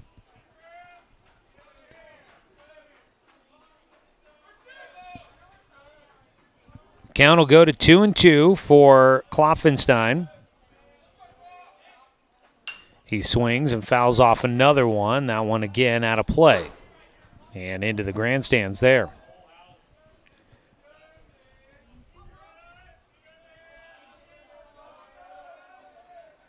Sun's starting to set. Some shadows starting to creep out across the third base and left field side of the ballpark. 2-2. Swung on and missed. Strike 3. Got him with the breaking ball. And that'll finish things off here in the bottom of the fifth. Roseburg once again, I got to count it up here, but they have left a lot of guys on and in scoring position. Roseburg with the bottom of the fifth finishing up. No runs, 2 hits. There were no errors, and 3 men left on base. For a second time in the game, Roseburg leaves the bases loaded. We go to the top of the 6th inning. It's a 3-2 ball game. Roseburg in front of Ida B. Wells here on 541radio.com and on the Score, 92.3 FM and 1490 AM. Get ready to satisfy your dessert cravings with Mountain Mike's new mini churs. These delicious bite-sized churros are the perfect dessert to pair with your favorite Mountain Mike's pizza, made with only the freshest and finest ingredients, dough made fresh daily with 100% whole milk mozzarella cheese, and toppings to the edge. For limited time only, get 16 mini churros for the whole family for only $4.99. Don't wait. Order yours today for dine-in, carry-out, or delivery. I am a nurse, a firefighter, a college student, a mother, and I am an American soldier. I will always be ready for every storm and disaster that threatens my community. I will always be there to protect my neighbors, my family, and my country. We are the Army National Guard. We are the Army National Guard. We are the Army National Guard. Visit NationalGuard.com to learn more about part-time service. Still Evan Corbin throwing for Roseburg here as we begin the top of the sixth inning. A 3-2 lead for the Indians on top of Ida B. Wells. The 0-1 pitch to the 5-hitter Davis Dufort. This pitch in, a breaking ball in the inside corner. Quickly an 0-2 count for the center fielder. Dufort is 1 for 2 in the game. He'll take a breaking ball low for a 1-2 count. Evan Corbin into his sixth inning of work. He's allowed 5 hits in this one. Just 2 runs. Those came in the first and second innings. A hard hit ball right side. Gets by a diving Sebastian Watson into right field. On with a leadoff single is Davis Dufort. Before Griffin Scott steps to the plate, let's go ahead and pause 10 seconds for station identification. This is Roseburg Baseball on The Score.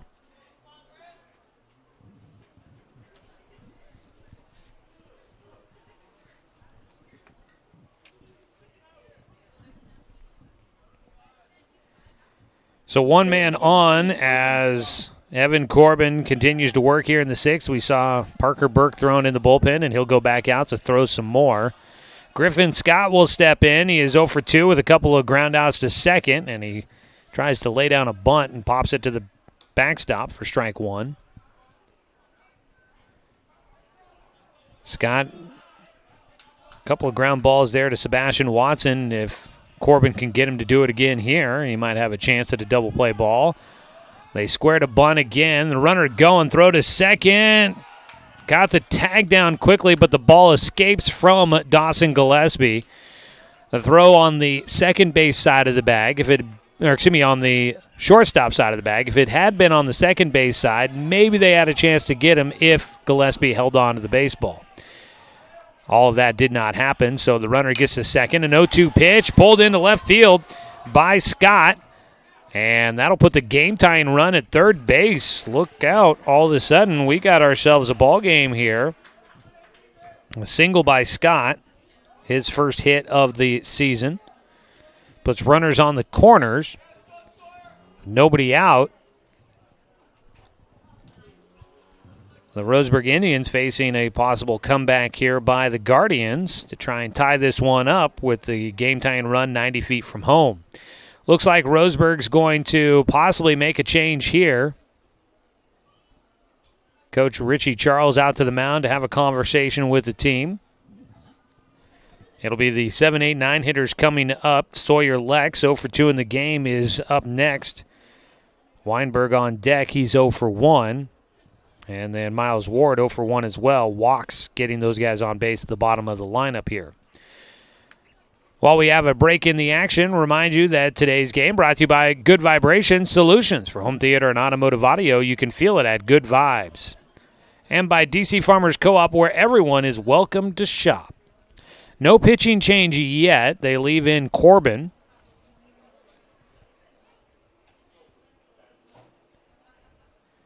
Corbin will he's facing the lineup here for a third time.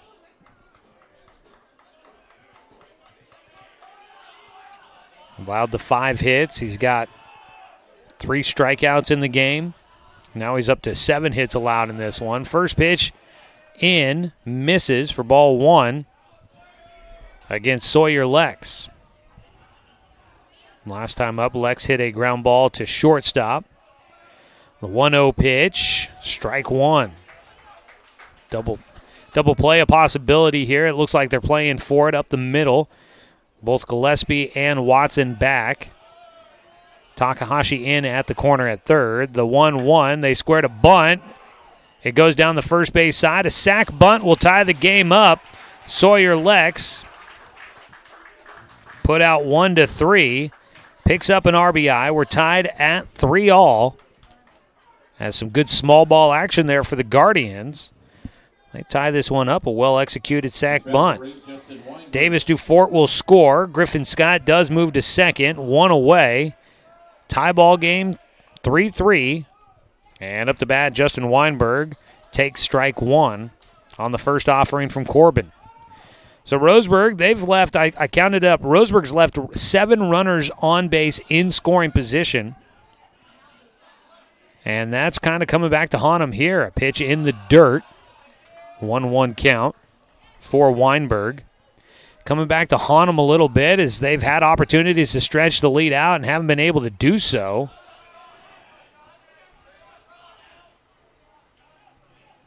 The 1-1, high and inside to Weinberg.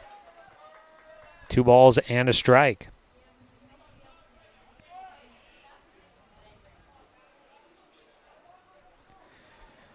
Two 2-1 pitch for Corbin. Hits the outside corner to even things up.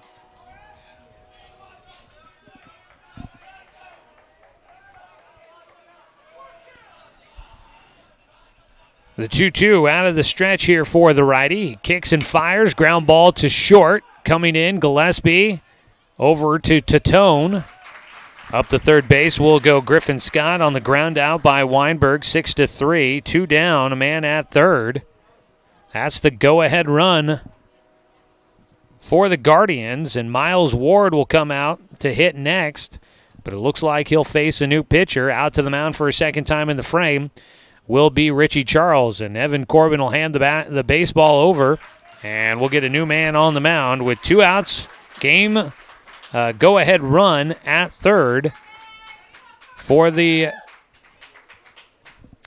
Guardians. And we'll get all the defensive changes coming up here for you as Roseburg makes a call to the pen. We'll be back after a 60-second timeout here on The Score, 92.3 FM and 1490 AM. Hey there, sports fans. Thanks for watching this local sporting event online at 541radio.com. Did you know there's more than one way to watch games online? You can watch games on your laptop or desktop computer, your tablet, or even your smartphone just by going to 541radio.com. But we also use YouTube to stream all of our video broadcasts, which means you could be watching this game on your big screen TV with a number of different streaming devices. You can stream our live YouTube broadcast through your PlayStation or Xbox gaming device, or through streaming devices like Google Chromecast, Apple TV, or Roku. There's plenty of ways to follow this live local sporting event. Plus, you can find past events archived on 1490 The Score's YouTube channel. Find us on YouTube and subscribe today to keep up with the latest in local sports coverage.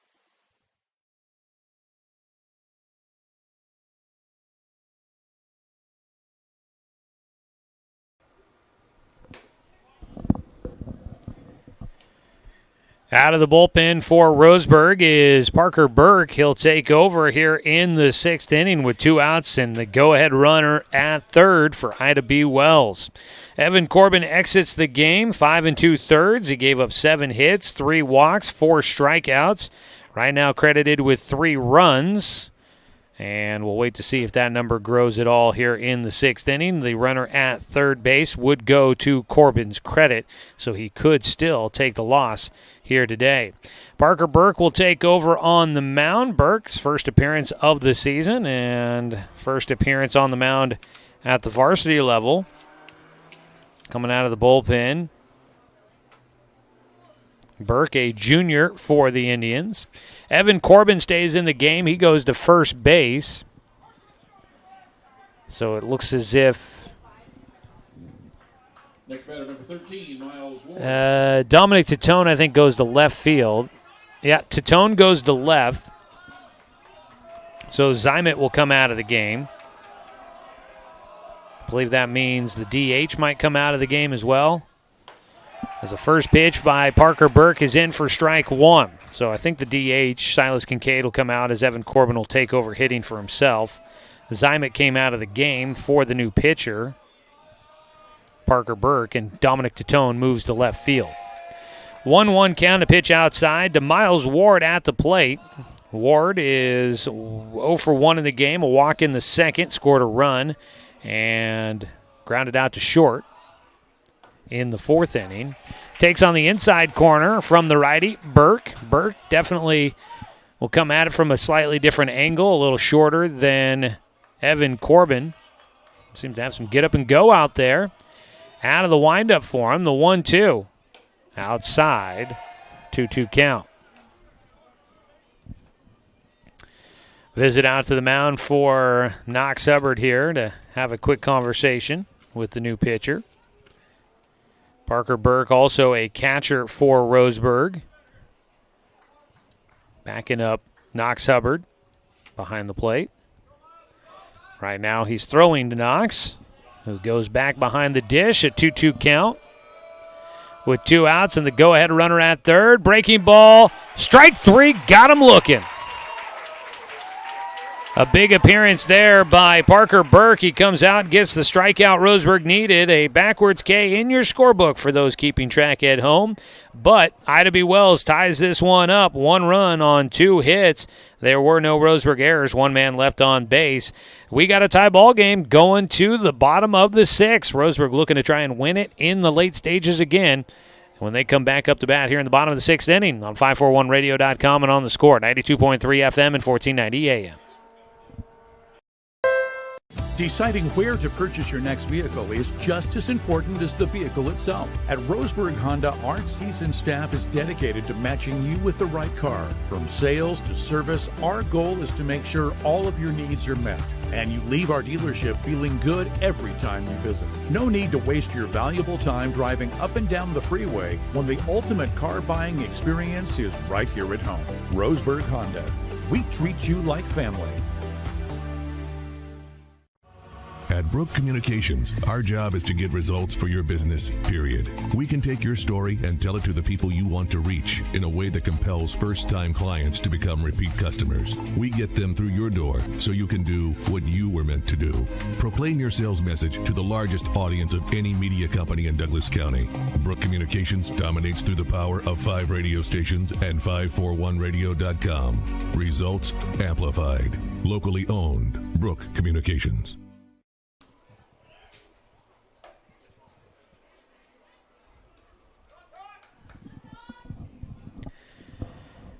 Bottom of the 6th inning, Roseburg baseball brought to you by DC Farmers Co-op, where everyone's welcome to shop, and by Cascade Community Credit Union, belong to Douglas County. Roseburg in a tie ball game once again in the late stages, all squared up at 3 apiece. They'll have the heart of the order, Takahashi, Gillespie, and Hubbard due up. As Russell Peterson still on the mound throwing for the Guardians, misses outside on the first pitch. Peterson taking over in the 4th inning for Ida B. Wells as a ball fouled away by Takahashi. 1-1 count. At the plate, Austin Takahashi, 3 for 3 in this ball game with 3 singles. His 1-1 count for the lefty against the righty.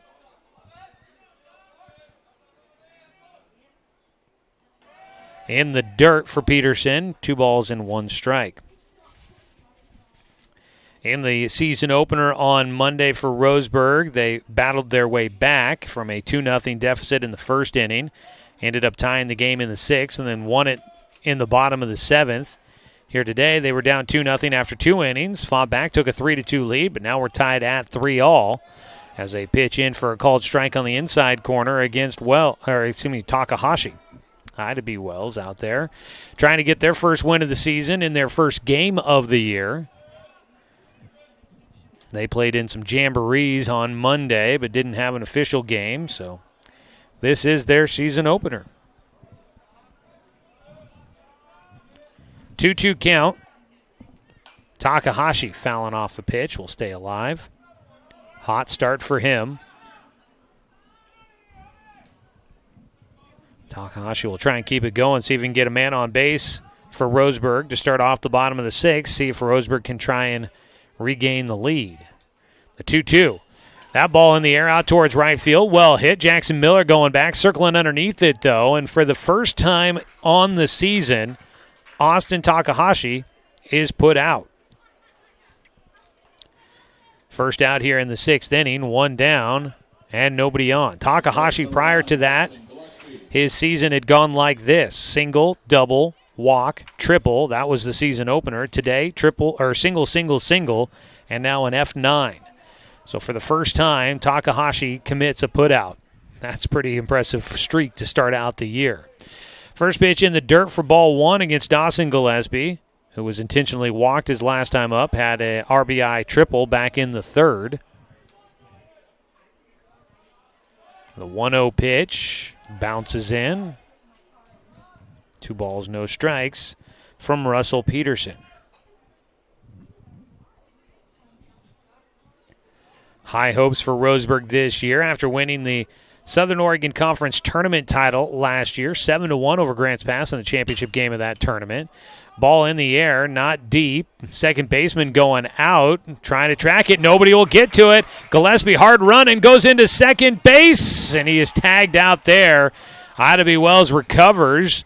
Miles Ward was going out. Davis DeFord, Jackson Miller coming in. Nobody was able to get to that ball, but Gillespie tried to stretch a single into a double, and he's tagged out at second base.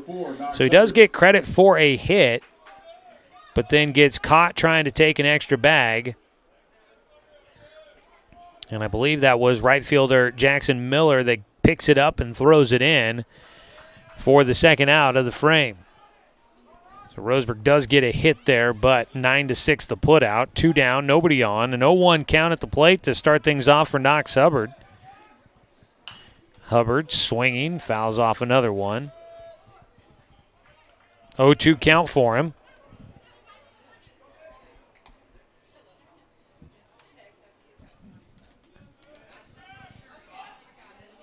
On the mound, Russell Peterson trying to get through the 6th inning, keep it tied. Hubbard takes in the dirt. 1 ball, 2 strikes.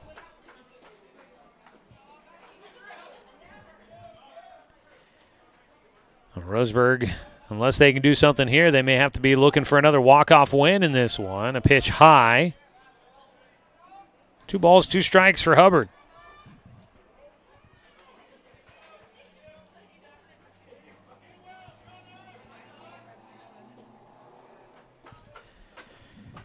Had quite the ball game here. Feeling like both teams have been working through some early season issues, trying to get the barrel on the ball here today. And there's a case of it right there. Swing and a miss, strike 3 for Knox Hubbard. A strikeout for Russell Peterson. And that'll be his 4th of the ball game in relief for Ida B. Wells. He retires the side in order. For Roseburg, no runs on 1 hit, no errors, nobody left on base. We will go to the 7th inning. We are all tied at 3. That sounds familiar. Back with the top of the 7th on 541radio.com and on the Score, 92.3 FM and 1490 AM.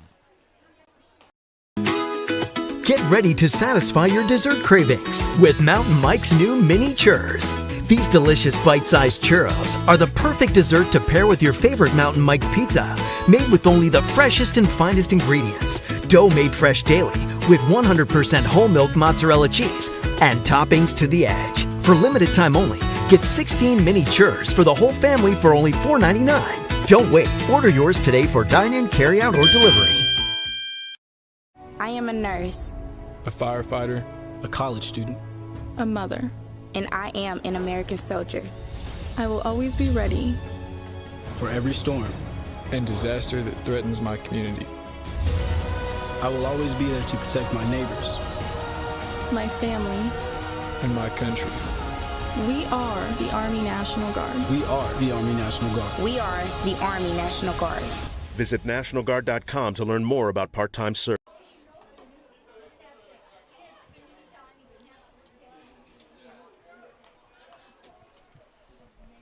Top of the 7th, things getting interesting here from Champion Car Wash Field in Roseburg. Shadows starting to stretch out from left field and third base out across the diamond, still battling the sun out in right field. Ida B. Wells coming to the plate to start the 7th inning. They will face Parker Burke, who's come on in relief and could be in line to pick up a win or a loss in this one. 1-0 count to start off to the leadoff hitter. That ball out to right field. Logan Klopfenstein out there will handle it correctly. Cam Hammer has stayed in the game, and I guess I did not check to see if he stayed in defensively at the catcher position, but he gets his second at bat and flies out to right field. So one away on the F9. Right field can be dangerous this time of the year. The sun starts getting low, and you really got to battle it out there in right field. But Klopfenstein is no rookie out there at that position. He played that one perfectly. A 1-0 pitch here for Parker Burke against the lefty Quinn Dufort. And a breaking ball he was able to hold off. Really wanted to go after that one, but fought with everything within him to hold back on the barrel. The 2-0 pitch high and away from Burke, and it is a 3-0 count for the junior on the reliever on the mound. Burke retired 2 straight in relief. Will miss on 4 straight pitches against Quinn Dufort. The 2-hitter has been big. He's 2 for 3 in the ballgame, draws his first walk of the afternoon. That'll put the go-ahead runner on at first with 1 out. Jackson Miller will bat. The right fielder 1 for 3 in the game.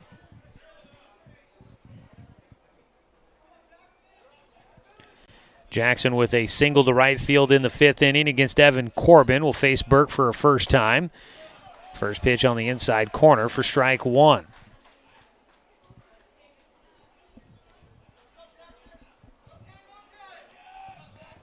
The 0-1 pitch here for Burke.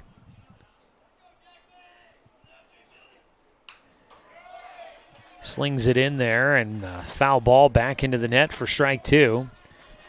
Left field all in shadow. Center field mostly in shadow. Third base is shortstop, still a little bit of sun. Second and first base, they're still in the sun. The mound still a bit in the sun. Home plate's been in the shade for a bit.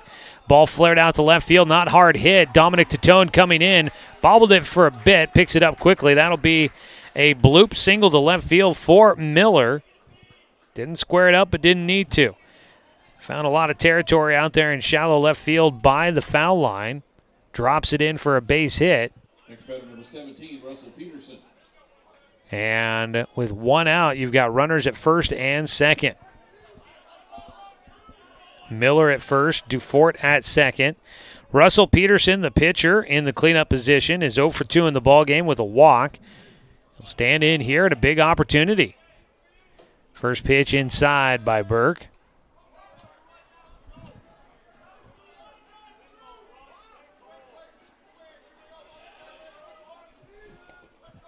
Runners take their leads. They pitch inside again.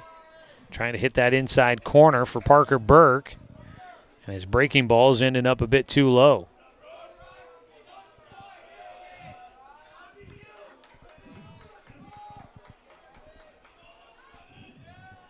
Stepping off the rubber, Parker Burke will reset.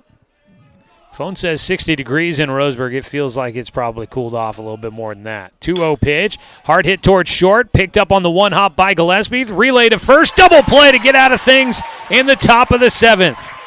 Russell Peterson hits into the 6-4-3 double play. And Roseburg will keep it a tie ball game at 3-all.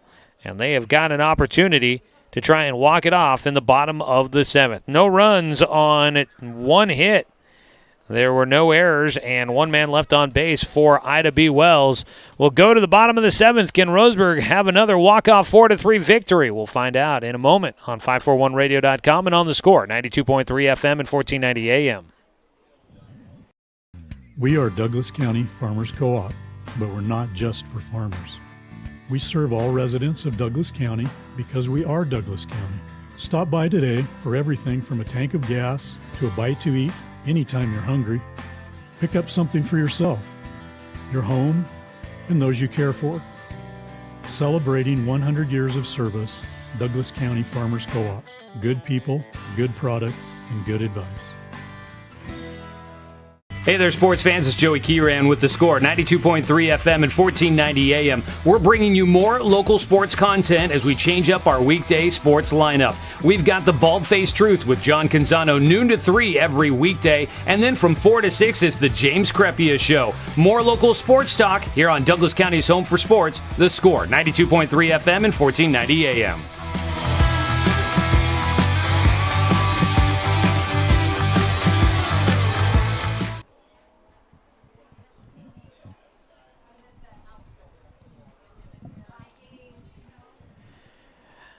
Bottom of the 7th inning for a second straight game. Roseburg a chance to try and walk off with a win at home in a tied game 3-3. Joey Kieran here with you from Champion Car Wash Field. This will be our final game for a little while for Roseburg. We will be rejoining the team when they get back from their spring break trip. And that will be on March 29th. So 2 weeks from Tuesday, from this last Tuesday, from yesterday, I guess.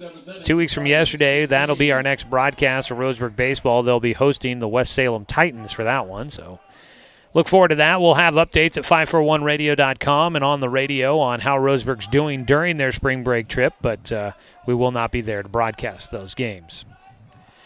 On the mound, Russell Peterson trying to finish off with a win, and who else? Silas Kincaid at the plate. He was the hero with the game-winning hit Monday in that season opener. He ripped one well foul on that first pitch from Peterson. He had a double down the left field side.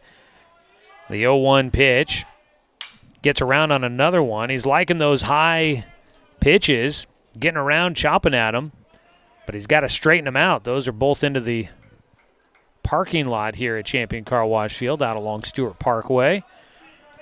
Hopefully folks' car is okay, but got to straighten them out, get some power behind them like that in fair territory. The 0-2 outside by Peterson, a 1-2 count. Russell Peterson came in the 4th inning. He is not allowed to run. He's given up 5 hits. But Roseburg has not been able to take advantage. He has struck out 4. And I got him down for just 2 walks. He'll miss outside, a 2-2 count.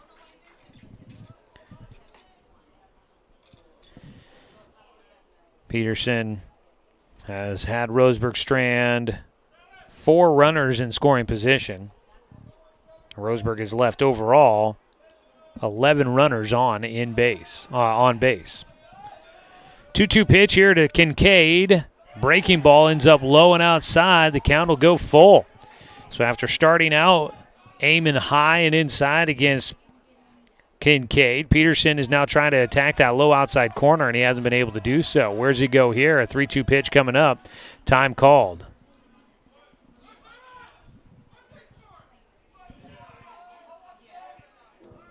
There is some action in the bullpen for Ida B. Wells at the moment. The 3-2 pitch. Line drive gets by into center field for Kincaid, and Silas comes up in another clutch moment with a big base hit. The game-winning run on base as Silas Kincaid gets his second hit of the game. Not an overly hard-hit ball into center field, but just enough to get by a diving second baseman, Miles Ward. And now Roseburg will put a pinch runner on at first for Kincaid. Well, he was an offensive lineman. He's a bigger guy, got some power behind him, but he's not necessarily the most fleet of foot, so they will upgrade a little bit with some speed out there. I'm not trying to say he's slow, but but they'll try to get a little bit quicker on the base passes. They'll bring in Eli Jacobs as a runner at first base for Silas Kincaid. So the pinch runner will come in, and we do get a call to the pen. They'll bring in a lefty for Ida B. Wells. New man on the mound. We'll tell you more about him. We're going to take a quick 60-second timeout for the pitching change. Tied at 3 here in the bottom of the 7th on 541radio.com and on the Score, 92.3 FM and 1490 AM. Deciding where to purchase your next vehicle is just as important as the vehicle itself. At Roseburg Honda, our seasoned staff is dedicated to matching you with the right car. From sales to service, our goal is to make sure all of your needs are met, and you leave our dealership feeling good every time you visit. No need to waste your valuable time driving up and down the freeway when the ultimate car buying experience is right here at home. Roseburg Honda. We treat you like family. At Brook Communications, our job is to get results for your business, period. We can take your story and tell it to the people you want to reach in a way that compels first-time clients to become repeat customers. We get them through your door so you can do what you were meant to do. Proclaim your sales message to the largest audience of any media company in Douglas County. Brook Communications dominates through the power of 5 radio stations and 541radio.com. Results amplified. Locally owned. Brook Communications.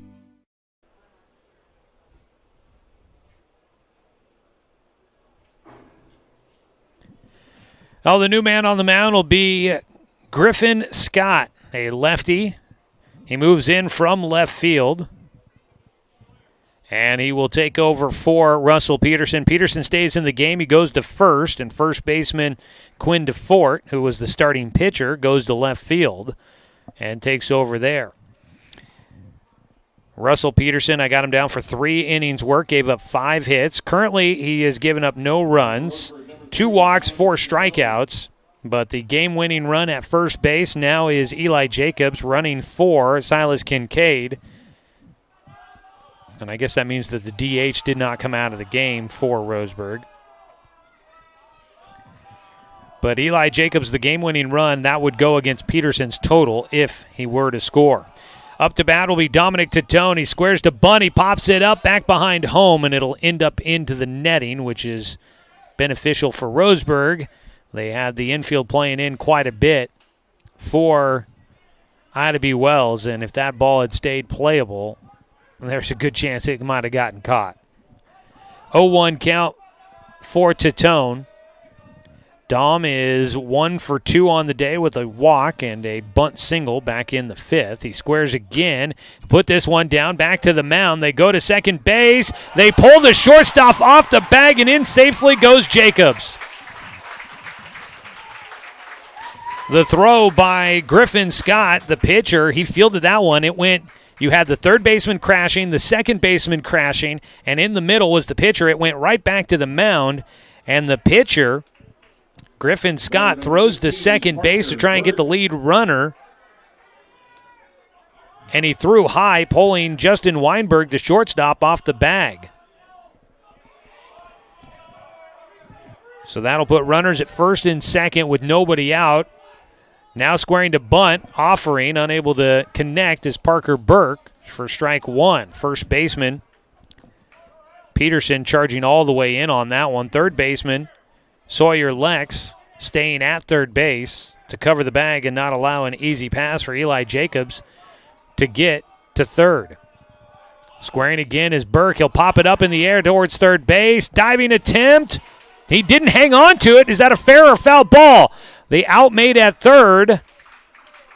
And that works out unlucky for Roseburg as they get the lead runner. Jacobs forced out at third base. That will be Scott that makes the play at third, the pitcher making the out. 1 away. Roseburg still has runners at first and second, but 1 down. The sack bunt attempt by Burke.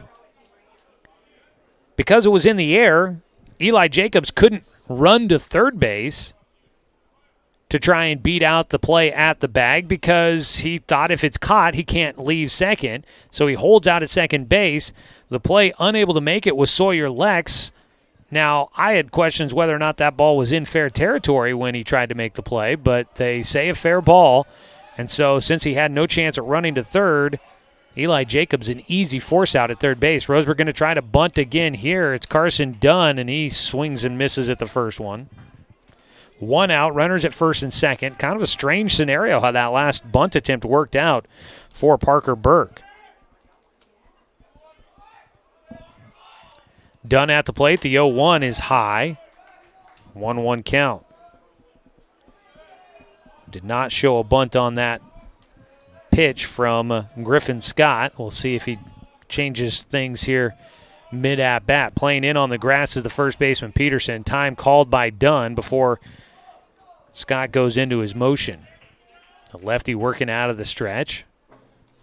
The runners at first and second, one away. Dominic Tatone at second base. Parker Burke at first.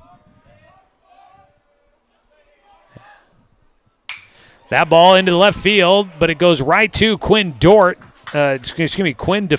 out in left field. That ball hit hard by Dunn, but it goes right to him.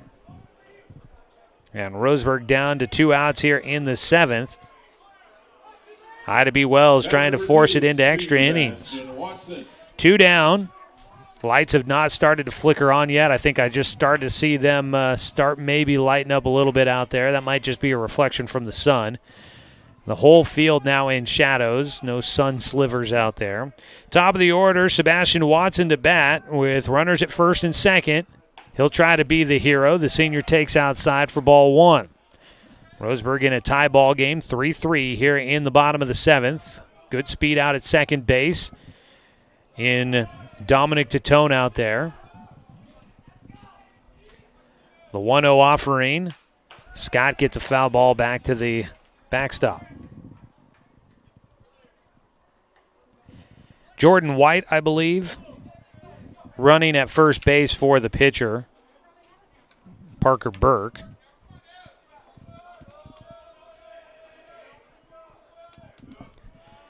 One count here against Sebastian Watson. Watson without a hit in the game, although last time he put a ball in play, it was a line drive that just happened to go right to the shortstop. He reaches for one and pokes it out of play. Strike 2 against him. 1 ball, 2 strikes, 2 outs, 2 on. Tie ball game in the bottom of the 7th.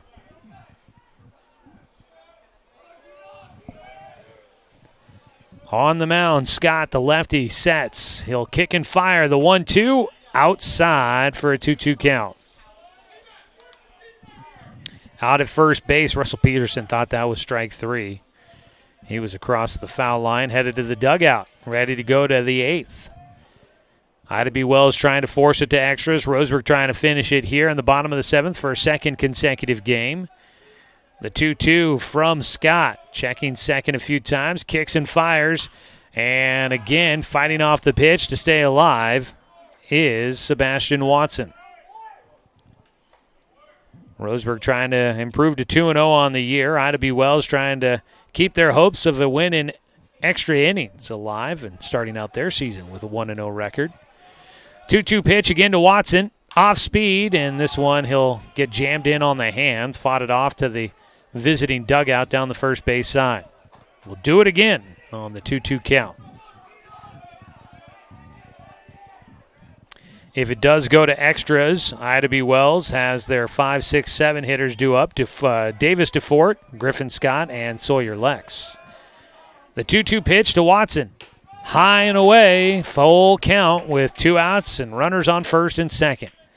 So they should be moving on this one, although cautiously with the left-handed pitcher on the mound. Although playing behind at first base is Peterson. White, though, will be cautious over there. His run doesn't really matter, so he can't afford to be the final out of the inning.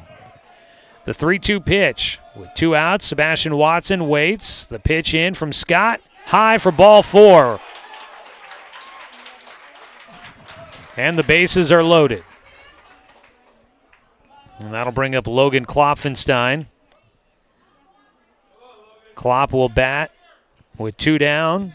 Batter number 6, Logan Klopfenstein. Game-winning run 90 feet from home. Klopp struck out his last time up in the 5th. That was his second of the game, but he's got 2 singles as well. The senior stands in tall, looking to try and finish it here in the 7th. Time called. And Ida B. Wells will take a trip out to the mound for a quick conversation here.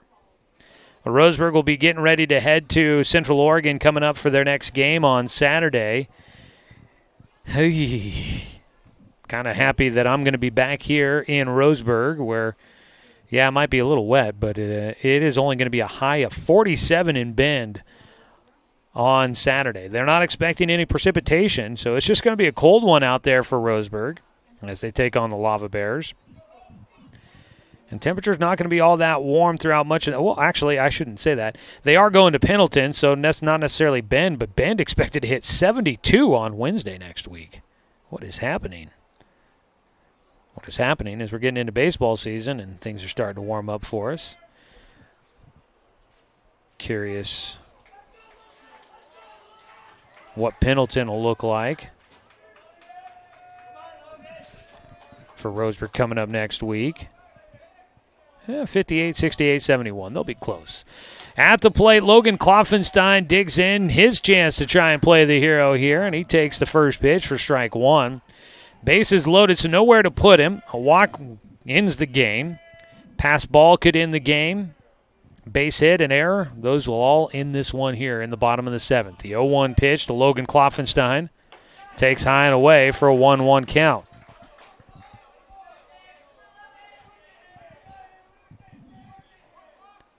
Griffin Scott, the third pitcher for Ida B. Wells on the mound here today.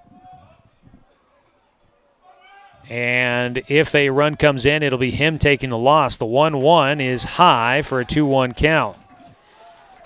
Silas Kincaid led off the inning with a single. That was against Russell Peterson. But then coming in to run for him was Eli Jacobs, and Jacobs was forced out at third. So the runner at third base, Dominic Titone, does go to Griffin Scott's tally. The 2-1 to Klopfenstein is at the knees on the outside corner for a called strike. 2 balls, 2 strikes, 2 outs. Bases are loaded. Well, on Monday we were filled with some drama and a walk-off win for Roseburg. We get more here today. The 2-2 pitch from Griffin Scott. Swung on and missed, and we're headed to extras. Strikeout for Klopfenstein finishes things off in the bottom of the seventh. We'll go to the top of the eighth. It's extra innings. Roseburg tied at 3 with Ida B. Wells here on 541radio.com and on the Score, 92.3 FM and 1490 AM. Get ready to satisfy your dessert cravings with Mountain Mike's new mini churros. These delicious bite-sized churros are the perfect dessert to pair with your favorite Mountain Mike's pizza, made with only the freshest and finest ingredients, dough made fresh daily with 100% whole milk mozzarella cheese, and toppings to the edge. For limited time only, get 16 mini churros for the whole family for only $4.99. Don't wait. Order yours today for dine-in, carry-out, or delivery. I am a nurse. A firefighter. A college student. A mother. And I am an American soldier. I will always be ready. For every storm. And disaster that threatens my community. I will always be there to protect my neighbors. My family. And my country. We are the Army National Guard. We are the Army National Guard. We are the Army National Guard. Visit nationalguard.com to learn more about part-time service.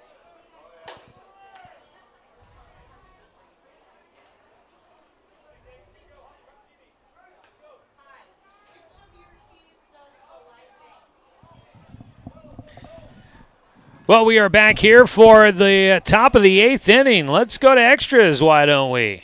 Roseburg unable to capitalize with the bases loaded in the bottom of the seventh, so we'll go to the top of the eighth inning. Joey Keyran here with you. It'll be Parker Burke still throwing for Roseburg as we begin the eighth inning. Davis Dufort takes strike one on the opening pitch of the frame. Inside, it'll go to a 1-1 count. I think they're looking to get the lights flipped on here at Champion Car Wash Field. Definitely getting a little dim out there. The 1-1 pitch outside in the dirt for 2 balls and a strike. So Roseburg again leaves the bases loaded. That is the third time this game that Roseburg has left an inning with the bases jammed. Ground ball, chopper, left side, cut off by Takahashi. He cannot make the play, though. That one a bit of an odd spin on it. He got caught on the in-between hop, and he could not field it cleanly. Davis Dufort will get on base with an error. So a bounder through the left side. That would have been tough for Dawson Gillespie. That one headed towards shortstop. But would have been kind of tough for Dawson Gillespie charging in a long ways to get to that one. The right play was for Takahashi. Bunt laid down by Griffin Scott. Makes a perfect bunt. His sack bunt will move DeFort into scoring position. Parker Burke comes off the mound, rifles over to Dominic Tatone. One away. Next batter, number 15, Sawyer Lex. And it'll bring up Sawyer Lex, who is 0 for 2 in the game with a sack bunt for an RBI back in the sixth. That tied up the ball game. He'll get a chance to try and see if he can drive in the go-ahead run with Davis DeFort out at second base. Parker Burke, the first pitch, gets him between the shoulders.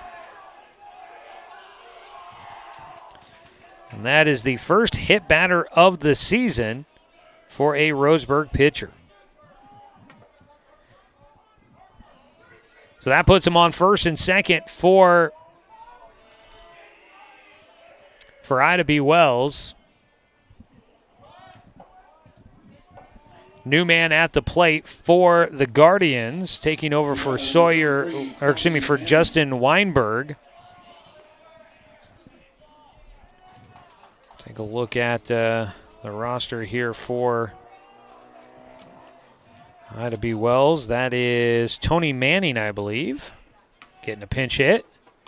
First pitch to him is a strike on the outside corner from Burke.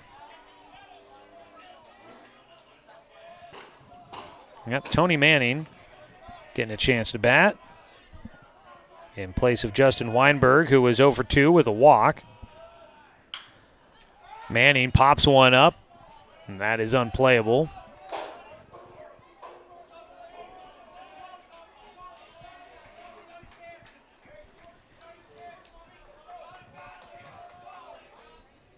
Manning bats with runners at first and second.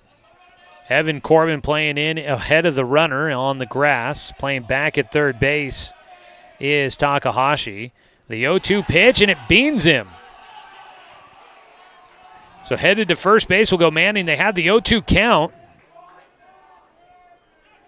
Trying to keep him out of the sack bunt opportunity there that would have, made him had to play some interesting defense with the runners at first and second. That always is an opportunity where a team looks to try and put down a bunt and see if they can get a runner up 90 feet at third. But they had the 2 strikes, so you didn't have that to worry about, but couldn't finish it off, ended up beaning him. Tony Manning goes to first, then back into the game comes Weinberg. Batter number 13, Miles Ward. So Weinberg comes back out to run. He takes over at first. Bases are loaded with 1 out. Miles Ward will bat. He struck out looking against Parker Burke the first time he was up. And that was the first batter to face off against Burke back in the sixth. Ward takes high for ball 1. The 1-0 pitch, low and outside for ball 2. Nowhere to put a runner here.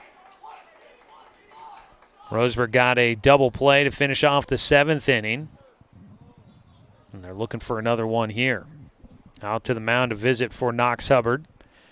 Lights are starting to come on here at Champion Car Wash Field. Brighten things up a bit for us out there. 2-0 count. Miles Ward at the plate, the 9-hitter. Takes outside for a 3-0 count. Way ahead here. Gotta find a strike for Parker Burke. No action in the bullpen for Roseburg. Burke's 3-0 pitch does catch enough for the outside corner. Wasn't much, but it was enough. And it'll be a 3-1 count. There's another one that hits that outside edge. That one looked a bit closer to the edge. Full count pitch coming up with 1 out and the bases loaded. Miles Ward waits. Burke quickly into his set. Fires in. The ball fouled away.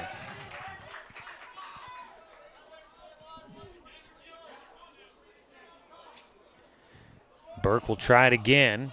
Trying to get a ground ball up the middle here if he can. Breaking ball fouled off. Back to the net. Stays a full count.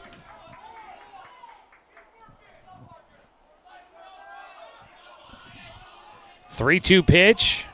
Once again for Parker Burke. He likes the call from Hubbard. Delivers. That ball popped up and fouled away yet again. Battling at the plate is Miles Ward. He is not letting this at-bat get away from him here. Making Burke work for it. After going ahead 3-0 in the count, Ward having to work. The 3-2. Off speed again. Popped up. Not playable behind home. Landing on the roof just above us. So we'll do it again. I think he's fouled off the last 4 pitches. The 3-2. Outside for ball 4. A bases loaded walk to Miles Ward. He wins the battle there. He made Burke work for it. And he wins getting the walk. That brings in a run. And Ida B. Wells takes a 4-3 advantage with 1 out in the top of the 8th inning. Scoring is Davis Dufort, who reached on an error to start off the 8th inning. Top of the order here, Cam Hammer will bat.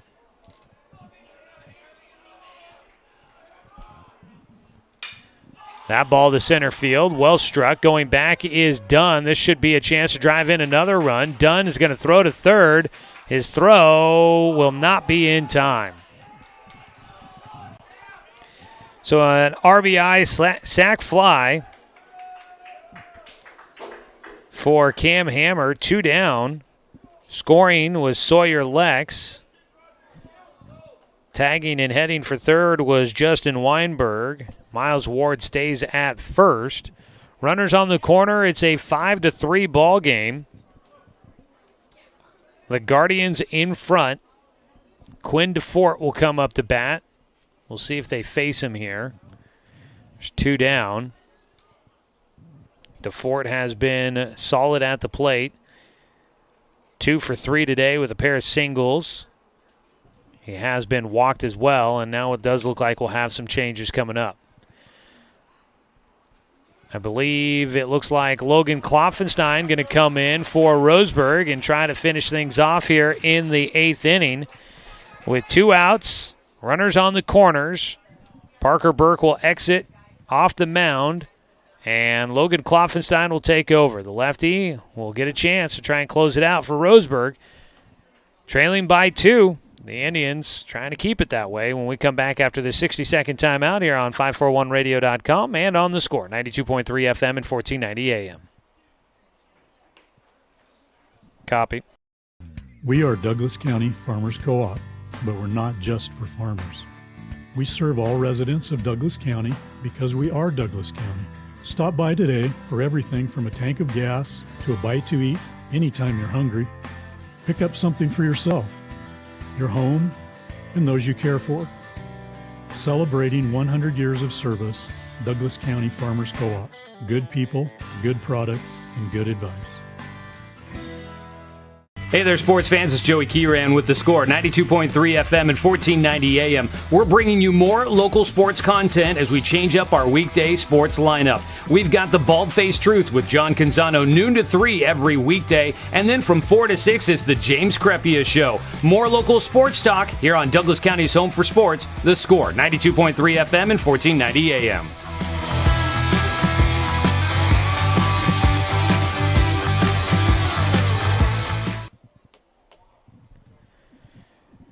Pitching change for Roseburg. Klopfenstein will take over. Dominic Tatone moves to right field from left, and Jordan White will enter the game in left field.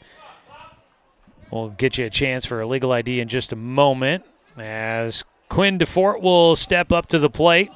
Runners on the corners with 2 down. 2 runs in already here in the top of the 8th inning as Ida B. Wells has battled back after trailing 3-2 much of the game. They tied it up, forced extras, and now take a lead in the 8th inning. First pitch fouled away by Dufort. Let's pause 10 seconds for station identification. This is Roseburg Baseball on The Score.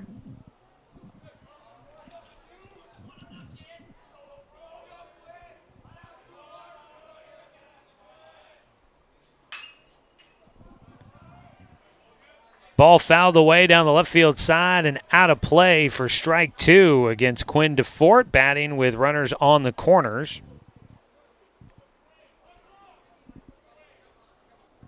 He'll be back at the dish for an 0-2 count as Logan Klopfenstein, the senior, comes in for his first appearance on the season. The 0-2 is outside off the glove. Runner breaking for home. Knox throws to the plate. The tag? No, not in time. Underneath the tag, coming in to score will be Justin Weinberg to make it a 3-run ball game. Ida B. Wells in front. Miles Ward moves up to second base. So a wild pitch moves the runners up 90 feet. Another run comes in, makes it a 6-3 ball game. And now it is a 2-2 count for Quinn DeFort. 2 down, man at second base. That was a close bang-bang play at home there. Sitting on the breaking ball, DeFort pops it up in the air. Could be playable in the bullpen. Catch made by Austin Takahashi, out of view from us here in behind home. Takahashi makes the final out and retires Quinn DeFort in foul territory. But Ida B. Wells fights their way back, forces extra innings, and they do what they need to regain the lead. They're on top 6-3 as we go to the bottom of the 8th here on 541radio.com and on the score, 92.3 FM and 1490 AM. Hey there, sports fans. Thanks for watching this local sporting event online at 541radio.com. Did you know there's more than one way to watch games online? You can watch games on your laptop or desktop computer, your tablet, or even your smartphone just by going to 541radio.com. But we also use YouTube to stream all of our video broadcasts, which means you can be watching this game on your big screen TV with a number of different streaming devices. You can stream our live YouTube broadcast through your PlayStation or Xbox gaming device, or through streaming devices like Google Chromecast, Apple TV, or Roku. There's plenty of ways to follow this live local sporting event. Plus, you can find past events archived on 1490 The Score's YouTube channel. Find us on YouTube and subscribe today to keep up with the latest in local sports coverage.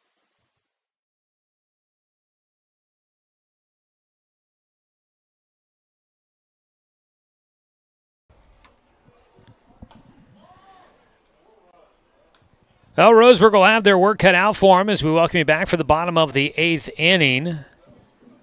Roseburg trailing by 3 now after a crooked number on the board here in the 8th inning for Ida B. Wells.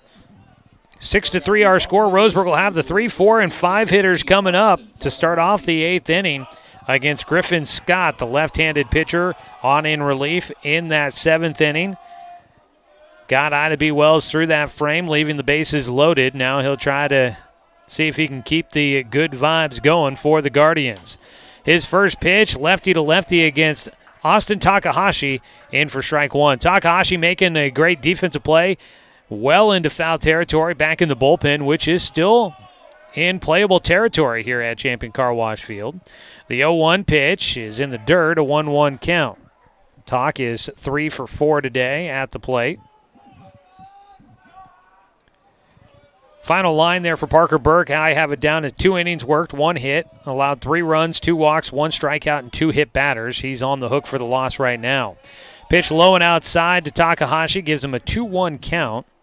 Griffin Scott would be in line to get the win if he can keep the score in favor of Ida B. Wells. The 2-1 pitch swung on and fouled away. 2-2 count for Takahashi. This will be the first time that Takahashi has seen Griffin Scott, who came in the 7th inning, faced the 7, 8, 9 hitters, and then the top of the order, the first and second hitters as well. The 2-2, Tak got jammed, fouls it off down the left field side, stays a 2-2 count. Might just be about time to throw on the jacket here. Do have the heater going, so yeah, it's gotten a little chilly. The 2-2 count. Tak gets underneath one, sends it high in the air out to center field. Davis DeFort circling around underneath this one. He makes the catch in center field. And for a second time, Austin Takahashi will fly out for the first out of the inning. Next batter, number 9, Dawson Gillespie. 1 away. It'll be Dawson Gillespie. up to the plate. Roseburg trailing by 3 runs. First pitch outside, ball 1. Final game for both these teams here before the spring break. Trips start coming up.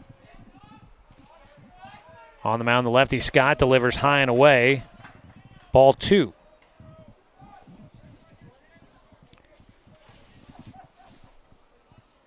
Spring break always a kind of an important time of the season with a lot of growth for teams you usually expect. 2-0 pitch. Gillespie takes on the outside corner. 2 balls, 1 strike. For one thing, you get a lot of team bonding, spending time in hotel rooms, getting to do a lot of extracurricular things together. No classwork to worry yourself about. 2-1 pitch, outside. Count goes to 3-1.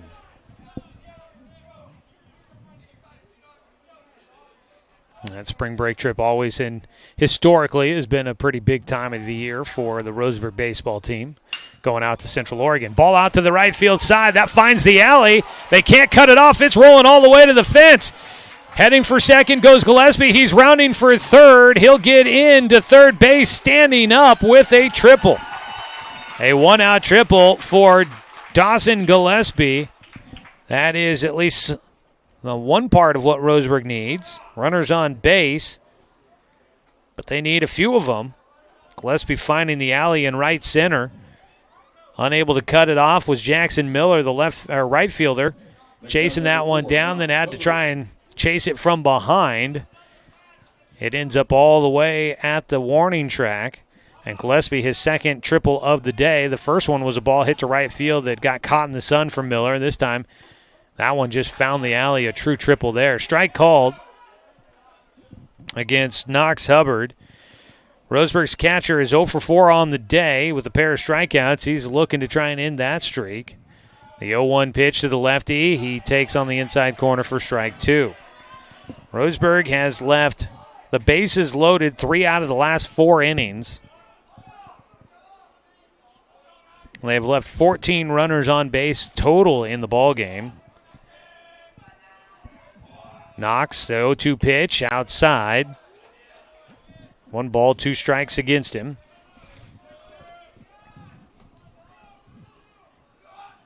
On the mound, Griffin Scott, 2 outs away from picking up a win. Breaking ball almost got away. 2-2 count. Able to keep that at the plate. The catcher, who I need to double check, I think has been Cam Hammer for a few innings here. Always hard to tell with the straps on. You can't quite read the numbers there, but I would imagine that's got to be the case. The 2-2 pitch swung on, fouled away by Knox. Yeah, that's a single digit back there, so I'm pretty sure that's Cam Hammer back behind the plate. 2 balls, 2 strikes with 1 out at third base. Dawson Gillespie after his 1-out triple to right center. The 2-2 here for Knox Hubbard. Takes high and away. The count goes full. Strike zone. Tightening up on Griffin Scott a bit there. He'll have to bring it here on the 3-2 pitch. The dugout getting loud for Knox as Scott heads into the windup and he misfires high for ball 4. Runners on the corners. Knox Hubbard at first. And it looks as if they will not have a courtesy runner for him. They may just be out of guys. They've had a lot of movements going on here today. Yeah, they may just be out of guys to run after Jordan White entered into the game. Guess Eli Jacobs maybe. But Jacobs came in to run for Silas Kincaid, and then Kincaid re-entered the game for him. So, yeah, I don't think that's how that's going to work out. Speaking of Silas Kincaid, he's at the plate, takes high for ball 1. Silas Kincaid was the last batter to face Russell Peterson. reached on a single in the 7th, and then Peterson was pulled from the game for Griffin Scott, who then came in and allowed the bases to get loaded, but did not allow a run to come across. The 1-0 pitch, low for a 2-0 count.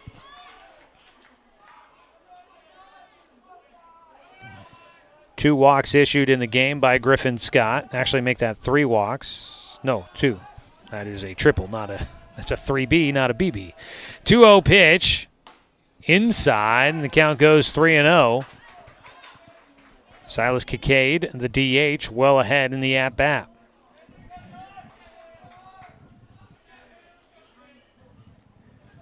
On the mound, Griffin Scott, the lefty, 3-0 delivery. Does keep the at-bat going as he hits the outer half for strike 1. Here at Champion Car Wash Field, lights starting to take effect. We have, I think, maybe officially hit sunset. A 3-1. Strike 2. Kincaid thought it was ball 4. That one in a bit on the inner half. He heads back to the plate.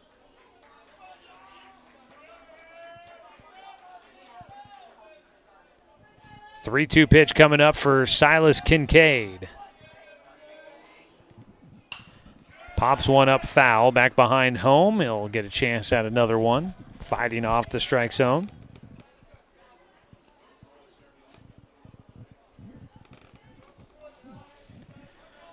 Full count pitch with 1 out. Representing the game-tying run is Silas Kincaid. He gets behind one, belts it out to left field. DeFort going back. That's over his head, and that's at the base of the wall. Silas Kincaid heading for second.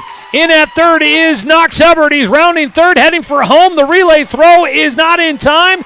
Kincaid trying for third. He'll get in there safely.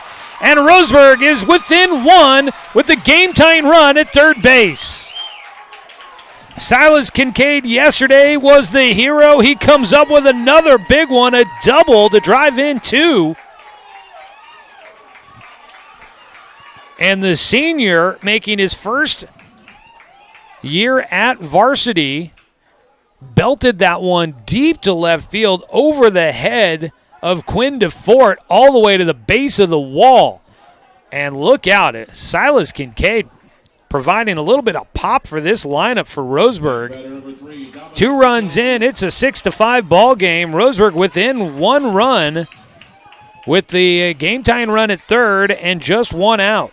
Dawson Gillespie easily scored on that one. Knox Hubbard scores from first. Kincaid ended up at third after the throw to the plate. They brought in a courtesy runner for him. We'll figure that out in a moment. At the plate, it is Dominic Titone. The 1-0 pitch is in for a strike. That might be Jacobs at third. No, it's Evan Corbin running. He enters in for the DH position, who was hitting for him. The 1-1. That ball gets by. Corbin breaking for the plate. There is not a throw. We're tied up. Silas Kincaid is the first to meet Evan Corbin as he crosses home plate. He came barreling out of the dugout to celebrate as Roseburg not done yet. They tie it back up at 6-all. And out to play Dominic Titone with a 2-1 count. We'll keep the at-bat going here.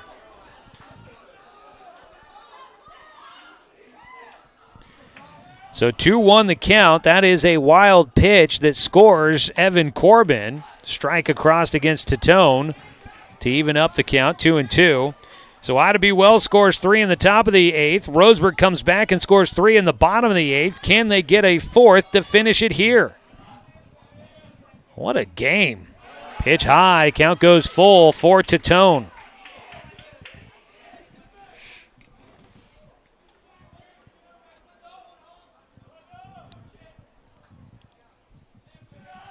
Three-two count. Dominic waiting.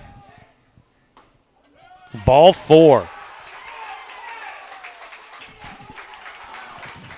So Dom draws his second walk of the game. That is the third issued by Griffin Scott. Scott has given up a triple and a double here in the 8th inning, and those are legit triples and doubles. We had some earlier that players probably should have made plays but didn't, that allowed runners to get around the bases. Here in this 8th inning, we had a legit triple and a legit double all the way out to the wall, and Roseburg battles their way back. Strike one called against Parker Burke batting here. He's now, at least for the moment, off the hook for a loss. Pitch outside, gets by the catcher. Up to second base will go Tatone. 1-1 count for Burke. Not Burke. With the new pitcher, Klopfenstein, entering. This is actually Jordan White batting. So Jordan White getting his first at-bat of the season here. Dominic Tatone out at second base, a 1-1 count. White takes in the dirt again, 2 balls and 1 strike.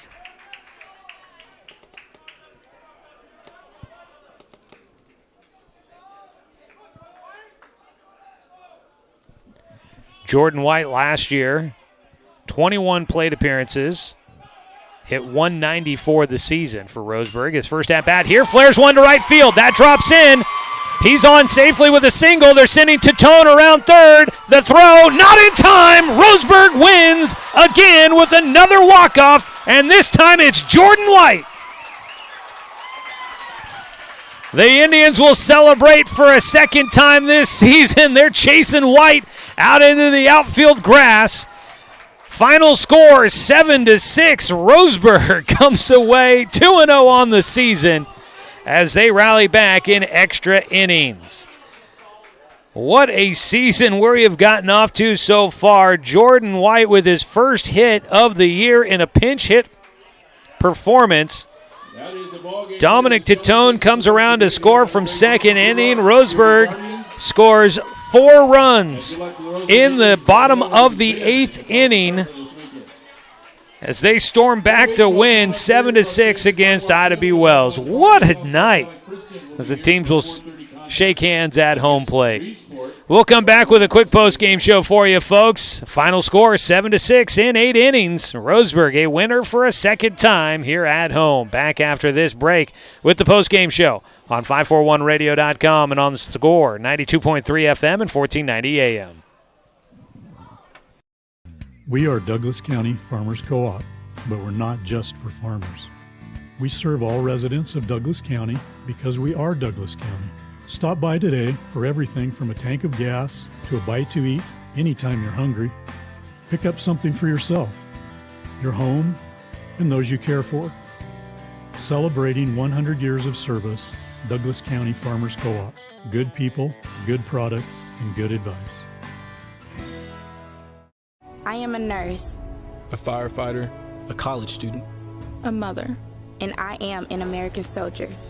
I will always be ready for every storm and disaster that threatens my community. I will always be there to protect my neighbors, my family, and my country. We are the Army National Guard. We are the Army National Guard. We are the Army National Guard. Visit nationalguard.com to learn more about part-time service. The innocence of youth. Is there anything any better? But soon they'll be in high school and facing all the same challenges you faced. How to make friends, how to fit in, how to be cool. We want our children to have everything they'll need to live fulfilling and productive lives. Make sure the kids in your family are among the more than 120,000 participants here in Oregon who take part in high school sports or activities.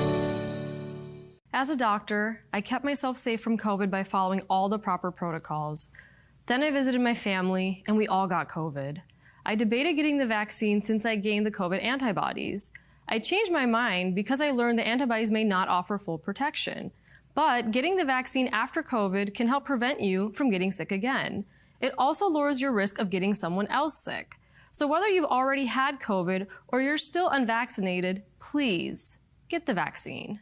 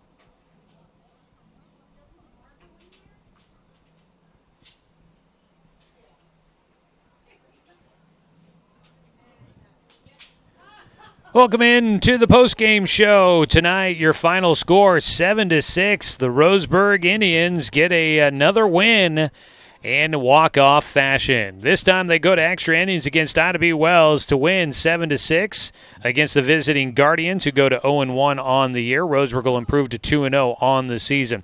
Final numbers here: 6 runs on 8 hits, 2 errors, 8 men left on base for the Guardians, 7 runs, 13 hits, 2 errors, and 14 men left on base for Roseburg. It started off with Ida B. Wells scoring first. They had a run in the top of the first inning and added a second in the second inning. They were up 2-0 before Roseburg would get on the board in the third inning. 3 runs on 3 hits and an error as they would pull ahead 3-2. But Roseburg would not be unable to hold on to the lead. They'd give up a run in the top of the 6th inning. That would tie it up at 3-all. Roseburg continued to have opportunities. They leave 14 men stranded on base here today. Going to be something they continue to harp on, is that clutch hitting portion of the game for Roseburg, taking advantage of those opportunities. But they did come through in the biggest portion of the game when they needed it. Roseburg tied 3-3. They go to the 8th inning, as Roseburg unable to capitalize with runners in scoring position in the 7th. In the 8th inning, though, the top of the 8th, Ida B. Wells gets 3 runs across against Parker Burke. An error to start things off, then a sac bunt, and two hit by pitches, a walk, and a sac fly in there. It was not the outing that Burke was hoping for in the 8th inning after he came on in relief in the 6th and had done pretty well. They gives up the 3 runs. Logan Kloffenstein got him out of it with the final out of the 8th inning, but Roseburg was down by 3 to start the bottom of the 8th. And Austin Takahashi, who's got the hottest bat on the team, started off with a fly ball out to center field. The Guardians were 2 outs away from wrapping up a win to start out the season on the road here at Roseburg. But then Dawson Gillespie gets a triple to the right field alley to get on base. That was big, but it wasn't enough. They were going to need more. A walk to Knox Hubbard got another runner on base. With runners on the corners, Silas Kincaid comes up with a 2-run double to the base of the wall in left field. Powered one out there and made it a 1-run ball game. Evan Corbin came in to run for Kincaid, who was DHing for Corbin. And Dominic Tatone at the plate drew a walk. And then the game-tying run would come in to score on a wild pitch. Corbin would score from third base on the wild pitch. He was at third base because Silas Kincaid took third after his double on the throw to the plate. So he was at third base, 90 feet from home. Corbin scores from there on the wild pitch. Dominic Tatone took second base on that wild pitch. That brought up Jordan White, hitting for the first time this season. And Jordan White comes through in the clutch. Lines one out to right field, and easily scoring from second base was Dominic Tatone as Roseburg walks off with a second straight victory here at home. 7-6, your final score. Let's take a look at some of the numbers. Winning pitcher will be Logan Kloffenstein. He pitched just 1/3 of an inning, only faced one batter, and induced a pop-up in foul territory. We should note that pop-up that ended the top of the 8th inning for Ida B. Wells was a pop fly that ended up probably on the home plate in the bullpen for Roseburg down the left field side. Still playable, and a long way to go for Austin Takahashi to make that play and the out to finish off the inning. So pretty spectacular there for Logan Kloffenstein to get that ball in the air and then for Takahashi to make the play. Kloffenstein gets the win. No hits, no runs, no walks, no strikeouts. He just was out there for one batter, and he gets the victory here today to go to 1-0 on the year. Taking the loss is Griffin Scott. He pitches 1 1/3 inning in relief, came in the 7th, and got all 3 outs that inning, then just got 1 out in the 8th inning before Roseburg wins it. He gave up 3 hits, 4 runs, 3 walks, 1 strikeout for Scott. Starting pitchers do not factor, neither do the middle relievers. Evan Corbin and Quinn Dufert both had very good games, but neither able to get the win here today. Taking a quick look at some of the offensive numbers, Cody Roletto had a single and an RBI for Ida B. Wells. Quinn Dufert had 2 hits in the game and scored a run. Jackson Miller had 2 singles. Let's see here. Davis Dufort had an RBI double and a single, scored 2 runs. Griffin Scott had a single and a sac bunt in there. Sawyer Lex had a sac bunt for an RBI. Let's see here. And that is about it. Miles Ward had a bases-loaded walk to drive in a run in the 8th inning. On the other side for Roseburg, 13 hits in the ball game. Logan Klopfenstein gets his first hits of the season, goes 2 for 5, has 2 singles and 3 strikeouts. That's not necessarily what he'd like. Austin Takahashi continues his hot bat. He had 3 singles in the game and finishes 3 for 5 with an RBI. Dawson Gillespie starts getting the bat going a bit. He had 2 triples, an RBI, and also had a single in there. He finishes 3 for 3 in the ball game with 2 walks in there as well. Let's see here. Knox Hubbard did have a walk out on base and eventually scored a run. Silas Kincaid goes 3 for 4 in the game. Got on base all 5 times. He was hit by a pitch, reached on an error, double, single, triple, drove in 2. Dominic Tatone goes 1 for 3 in the game with 2 walks and a single. Let's see here. Jordan White has the RBI game-winning single in the 8th inning in his only at-bat, and that is pretty much going to wrap it up for the offensive numbers on today's ball game. Roseburg goes to 2-0 on the year. Ida B. Wells will fall to 0-1, and Roseburg will now head to Central Oregon to begin their spring break trip against the Bend Lava Bears on Saturday. For Ida B. Wells, their next game is going to be in the Coach Bob Invitational in Arizona next week. All right, it's time now to name our Mountain Mike's Pizza player of the game for the ball game. And on Monday, it was Silas Kincaid that wins the Player of the Game award with his game-winning hit. This time it's going to be Jordan White, who is your Mountain Mike's Pizza player of the game with the RBI single and his only at-bat of the game in the 8th inning to help Roseburg win it here today. All right, folks, what another exciting ball game for this Roseburg team. Hopefully it was just a sliver of what is to come this year for the Roseburg Indians. We're going to go ahead and wrap it up there. We will say thanks to Ida B. Wells for making the trek down here out of the Portland area for today's ball game. It was a fun one. I want to say thanks to Athletic Director Russ Bolin, Head Coach Troy Thompson, the entire Roseburg baseball program for allowing us to bring you another season of Roseburg baseball here on The Score. Thanks to Ben Hill back in the studio for the radio production tonight. And as always, a thanks to you, the fan, for tuning in for tonight's broadcast because, of course, without you, I'm just a guy sitting here talking to myself. I'm Joey Kieran. We'll catch up with you guys in a couple of weeks when Roseburg returns from their spring break trip. We'll have that game on March 29th as Roseburg welcomes in the West Salem Titans. We'll have that for you right here on Douglas County's home for sports, The Score, 92.3 FM and 1490 AM.